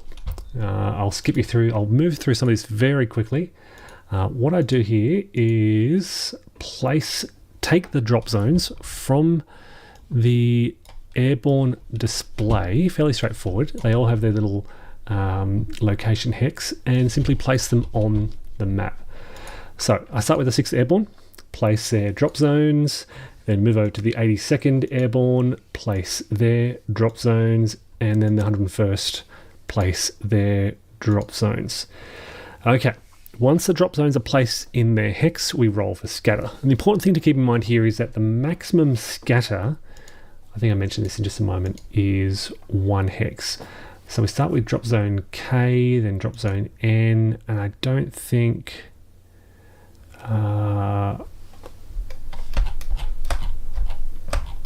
we should be drop zone K, drop zone N. If I wind back a bit, were they moving? I should. Where are my preferences? How do I zoom to? Because I don't do this very often, so I want to zoom to where I'm moving these units. But these are weird because they're kind of a special type of unit. Anyway, so going through these drop zones, no scatter, no scatter. The 6th Airborne landed exactly where I wanted them. 82nd, scrolling around to here. So the 82nd are in this vicinity. And drop zone T, scattered south. Okay, so the way this works is you roll on the scatter table. What we got here was a 9, so they scattered 2 for the 82nd. Then you roll here to see where they scatter. And the maximum scatter for the drop zone is 1. So we're just really looking at this first circle here. This is S1, then S2. Based on how far they scatter, you then roll 2 dice. So I rolled a 63 here. I look to find 63 around here, and you can see it's in this range from 49 to 64. So I just move that drop zone 1 hex south. I'll show you another example. This is the headquarters, so it will not scatter. Drop zone N, okay, so drop zone N, it's the 82nd, 82nd, I roll a 4, so it's an S2 result, and then I roll 2 dice, a 15, maximum of 1, so you ignore the S2, you record this, and then a roll of 15 means they should just scatter 1 hex north. Right, so they've got both stacked together there. So I'll run through these pretty quickly. Drop zone O, scattered 1 hex northeast. Then we get the 101st, drop zone A, which is up in the north here. It scattered northeast towards the beaches. Drop zone C, southwest. Drop zone D, northeast. So we had a nice line of 101st Division drop zones along that area. Now, their status. Now I should have recorded their status immediately. You should drop the drop zones and then immediately do their status, but I was too excited to drop these drop zones, so I didn't. Basically, you roll for scatter for the drop zones, and then you roll to see what status they have. Fairly straightforward. You roll a die, you apply a couple of modifiers. If they're adjacent to a German unit, it's the most common one. They may be in woods. A few of them are in woods. So let's roll through this and see how we go. And this is important. You still roll for the headquarters. So although the headquarters don't scatter, you still roll for their status. Okay, so we'll head over to the 6th Airborne again, and we'll see how they go. This is just status. This is going to affect the other units coming in. So a 0 is no scatter. What am I doing here? Hold on. This is the headquarters. You still roll for them to determine their scatter, but they don't move. I was just catching up on that. Okay. Now status. 82nd Airborne. Okay, so I'm heading back to the 82nd. Here we are, 82nd. And they have no modifiers. Where's K? K. No, this isn't the 82nd. This is the 6th. So So 6 Airborne. I don't know why I wrote 82nd there, but this is a 6 Airborne. There's no modifiers. They're not in the woods. They're not next to Germans. They roll an 8. Their status is C. Okay. So they were, I believe, no scatter. They rolled an 8. Status C. All right. That's what we're looking at there. Give you another example, drop zone N. Okay, so these guys are actually adjacent to the Germans, so they'll have a +1 modifier. They had a no scatter, a roll of 3. They should be A. Is that what I recorded? Yes, A. And that determines their status, which determines how likely it is that the units in that division or dropping on that drop zone will scatter. So we'll roll through these, and I did record all these. Okay, so here's my notepad, which is empty for some reason. I had been recording it in my save game. Hopefully I've saved everything, but everything's been dropped now anyway. I did write all these down. So this is just recording the status of these drop zones. Things were pretty good. I can't show you that saved file because it hasn't actually saved, which is kind of, I don't know why. But yeah, just recording all the status here, and I do record all this down. Now ignore all this because I made a mistake here. The way this works is you do this one drop zone at a time. So you get all the units for a drop zone. So here's drop zone K. You grab all these, the companies, you place them in the draw cup, and you determine a number of dummy counters by making a roll according to their status. So for example, and I'll get to the actual, I undo this in a moment. So I did make some mistakes. Was doing everything all at once. Yep. This is why I undo things. Put all the companies back. I won't worry about showing you through that. I'll just click through the log file. But in a moment, I'll show you what's happening. Okay, so drop zone K. All right, this is drop zone K down here, and these are the units that are planning to drop on drop zone K. So 3 companies go into the cup. I've got to sort them out first, flip them around and put them in the drop cup. Then I had already rolled for the dummy. So the way this works is you check what their status is. And I had this all written down. You roll, and the number in parentheses will tell you how many dummy counters you add. So I know that there's 1 dummy counter added for drop zone K. So I've got 3 companies, 1 dummy. Then you draw these one at a time, place them on the drop zone. You roll a D10 for scatter. Okay, so if this is, I don't know what drop zone K was. I think they were an maybe an A, no modifiers, an S3. All right, so it must be in C. So see here, row C, a 7 is an S3. Then I roll 2 dice, 34. All right, so if it's scatter 3, you look at S3. Well, it goes S1, S2, S3, S4, S5, S6, where 6 is the number of hexes away that they're scattering. So if it's an S1, they're scattering 1 hex, S2, they're scattering 2 hexes, and so on, up to a maximum of, well, 6 if they remain on the map. They can also get an extended scatter where they're thrown way off course, and that's really bad. So in this case, it's an S3. So they're scattering 3 hexes away, and I rolled a 34. So we look for 34, and it is so 3 hexes down, right, and 1 hex up. So let's see if I've done this correctly. Yeah, 3 hexes down, 1 up. And my first scatter was a unit landing on top of the Germans. So immediately I had to kind of check all the combat rules, because this is a new new series of combat rules. The first we have to do is make a proficiency rating check for the Germans. And this is a reduced strength, a 1-step battalion. So it's not looking good to start things off. They pass their proficiency rating check. The attackers, these companies, have an attack strength of 1. Then they add half their proficiency rating, which is 6. So it kind of takes me a while to work this out, but I get eventually to a result of 4 to 11. The defender has +2 because they're in a forest, makes it 4 to 13. And then you basically roll, if I understand this correctly, I hope I understand it correctly because I've been doing it the whole process like this. You roll a die for each, add that to their result, and this is an overwhelming German victory.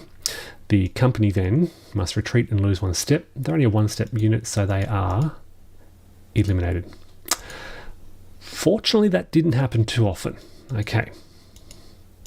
So, if I skip through, again, I rolled. This is a no scatter, so they end up right on the drop zone. Next company, 5 is scatter 2, 79, we'll put them towards the left there, like so. And again, all throughout this is taking me a long time to actually work through, which is why I'm not doing it live, but a 79 S2 is in this range from 73 to 80. So it's basically 2 to the left, and that's exactly where they ended up. So I'm going to flick through the rest of this very quickly. If you want to go learn about this in detail, you can check out Steve's videos on LBW Strategy Gaming. And again, I will link that in the description below. But here is how things went. And I'm going to flick through this very quickly for the 6th Airborne. Because they had pretty good ratings of, what are they, A, B, or C? Oh, here they are. They've suddenly turned up. Good. Okay, so the 6th Airborne had A, B, and C. So drop zone V, where I had 2 battalions landing, was very good. And you'll see that this is drop zone V here, and you can see how most of those units landing, most of those companies are landing right on the mark. Drop zone, what's this one? This is drop zone N. It was a B. It's, I think, drop zone N, B, yeah, it wasn't too bad. I did get some bad rolls, but I had some more combat and succeeded. Forced the Germans away. They failed their PR, which was great. And landing around that area. Got pretty lucky for the most part. Fair bit of scatter, but not too far. Some of them even landing northwest near Benneville, across the Orne Canal and River. Okay. And another unit landing on the Germans. They failed their proficiency rating and had to retreat. Okay. Took me a while here, but they were an in-battery artillery, so they're actually eliminated. So just by landing on this in-battery artillery, I'm forcing them to run away. Okay. I think I had one more to go. Yep. Now we get to the 82nd Division, and what I'm doing here is taking the 82nd Division companies. I'll show you. So here's the 82nd drop zones. We start with O, then T, then N. And I can tell you here, O had a status of C, T had a status of B, which is very good. N had a status of E. That was a worse result. So you'll see what happens here in just a moment. So I'll show you this this display as I get them up. So O is right in the middle here. I take the companies. By this stage, I've learnt to do it one drop zone at a time. So I roll for the dummy counters. Now again, looking at this chart, a 667 on C is a 6-1, 6-1, and a 7-2 in parentheses for a total of 4 in parentheses, which gives me a total of 4 dummy counters. So they get added to the draw cup. Then I just I draw these from the draw cup one at a time. And I'll show you how that goes. So I'll move the game pretty quickly. Okay, so these guys all had a +1 modifier because of the Germans there. And that caused them to scatter a little bit more than expected. Okay, we forced another German unit to eliminate. That was some artillery that was in battery. So that was another good coup. These guys are scattering now. This was, I think I start to run into some trouble around about here. I start landing in the marsh along the Murray River. And when you land into a marsh, you have to make another dice roll. On a 0, you're safe. On a 6+, you can run into some danger. So here we go, a 7, which means they go on the ES track. And you roll to see where they go on the ES track. The ES track is the extended scatter track down the bottom here. But if you roll a 0, they're instantly eliminated. They're gone. So that happened a couple of times, which is really frustrating. All right, so rolling for the rest of Yep, you can see there's another one gone. I'll move this out of the way so we can see the map. Get rid of that. And you can see this, what should have been a fairly tight drop, ended up, yeah, quite scattered. All right. Now I think, I'm sorry, am I at, yeah, drop zone T now. Drop zone T is here. T is the one. Drop zone T has a B rating. So you'd expect most of these to kind of land right on. And that's pretty much how it worked out. A little bit of scatter here and there, but nothing too much. Okay, now drop zone N, which is in the same location, but drop zone N, so you can see where T has landed really close. Drop zone N though, with its E rating, so compare the pair. Drop zone T, B rating, they're all landing here. Now watch where N goes. 4 dummy counters. I fly through this pretty quick. All right, get ready. Here we go. 6 Hesses away. It's an S6. So 1, 2, 3, 4, 5, 6 away. He's flying. These guys are going way up, I know. A 5. They go up northeast, which isn't too bad, but they're in the marsh. So they're eliminated. So they roll a 6 for being in the marsh, which puts them on the extended scatter track. Then they roll a 0, which eliminates them. All right, so things aren't going well for this drop zone. That's not bad. These guys go all the way out there. They're going to have trouble. These guys go all the way out to the east, which isn't too bad. Southeast in the marsh, safe. All the way down southeast. Halfway to Carentan from there. In the marsh as well, safe. Up north, that's not so bad. Another one way out west. Another one west a little bit. All right, this one has to fight for their life. Proficiency rating check. The Germans passed. So again, 1 plus my proficiency rating versus the German defense plus half of their proficiency rating. And then we make some die rolls. And I rolled well here, which caused a tie, but then I remembered they're in a marsh, so the defenders get a +1, which is a difference of 1, so I have to retreat. Actually, do I have to retreat? And I think it's retreat. No, it's not retreat and step loss, it's just retreat. If it's greater than, but not, yeah. I hope. All right, so flicking through these quite quickly.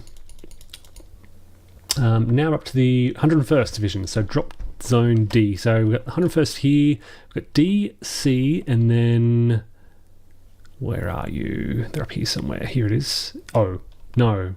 DC, where is it? Further up, right? Oh, there, A. All right, so we start with D. They're on the B. B status, so they shouldn't drop too much. 3 dummy counters are added. And again, you don't know. So to explain these dummy counters, roughly 3/4 of these counters will be my actual companies. 1/4 will be dummy counters. And I don't know. Nobody knows what they are. Right, so you can see not a lot of scatter, a lot of them landing right on. Unit on the extended scatter track rolled a 1, so it gets placed on the 1 box on the extended scatter track. Look at that, right, pinpoint accuracy on that drop zone for a lot of them. Now we get to drop zone A in the north, okay. They were status B, 3 dummy counters. Let's see how they go. A little bit of scatter. They land up in the northeast. Germans fail a proficiency rating check again. They have to retreat. They were in a trench. I wasn't sure about that, but yeah, it doesn't say anything about the ET2 saving them in any way. Scattering in the marsh, scattering towards the beaches. This is now scatter onto this Widerstand nest. And units in a Widerstand nest don't make a proficiency rating check. Yep, so we don't do anything about that. We have to fight. It didn't go well. 1 versus half my proficiency rating versus their 10. All right, so this is a very strong Widerstands nest, which yeah was not a good place to land.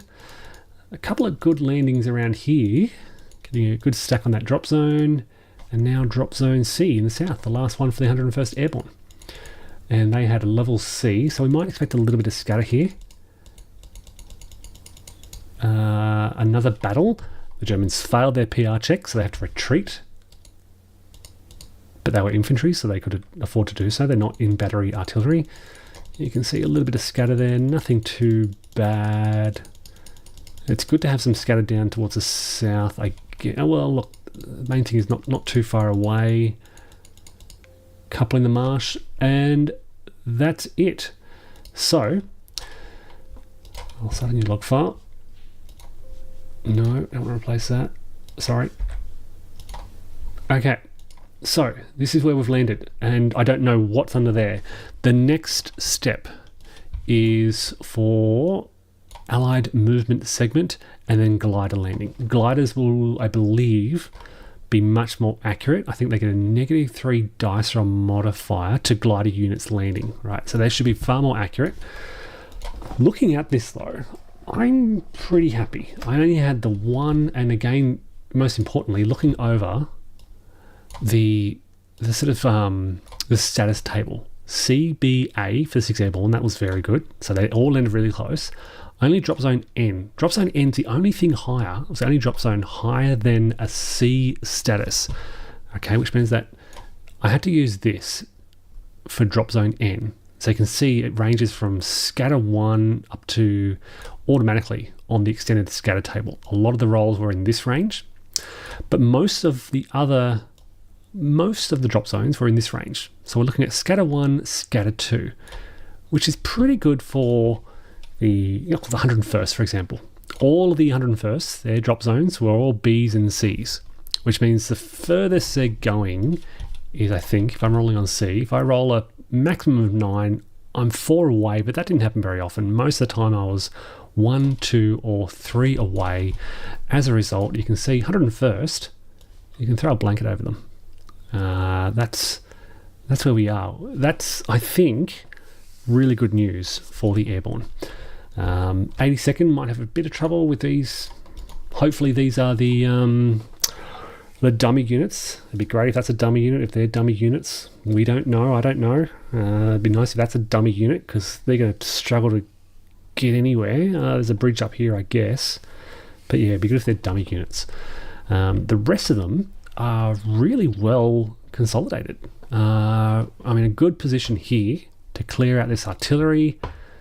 I don't know how tough that's going to be, but gee, it'd be nice to be able to clear that out so that when the landings on the beach come in, we can drive straight along here. Well placed with the 101st to do something similar in this vicinity as well. And the 82nd, well, they've got those bridges over the Murray River. I don't think it'll take them long. So folks, yeah, that's a quick summary. Oh, I should point out the 6th Airborne as well. So here they are, as expected, quite tight. The one unit that scattered, where did it end up? It was down here and it died, so everyone else was pretty close together. I've already got 2. It'd be nice if they were actually, well, look, we'll see what happens. Basically, I have to bring these units together to consolidate them, to reform the battalions that are sitting ready to be built up. So basically all these little companies are under those tokens, and if I can bring them together, I can start to form the larger, 8th para, 9th para, 1st Canadian para, etc. That's what I'm striving for. Oh, you know what I forgot to do? I just realized I didn't land my American leaders, so I might do I'll find some random way to resolve that. You meant to land them with a parachute company, I forgot. Left them behind in London, in England, wherever they were. Okay, folks, there you go. Look, and yeah, as I said, this is the first time I've ever gone through the Airborne landing phase. A lot of fun, really interesting. Did take me a lot of time, which is why I didn't do it live. I was checking the rules a lot, but yeah, hopefully this playthrough has helped you understand what happens when you're doing that Airborne playthrough. If I can just scroll across, you get a bigger picture of the situation. Yeah, that's it. They're all in that vicinity. So yeah, pretty happy with how that all worked out. All right, folks.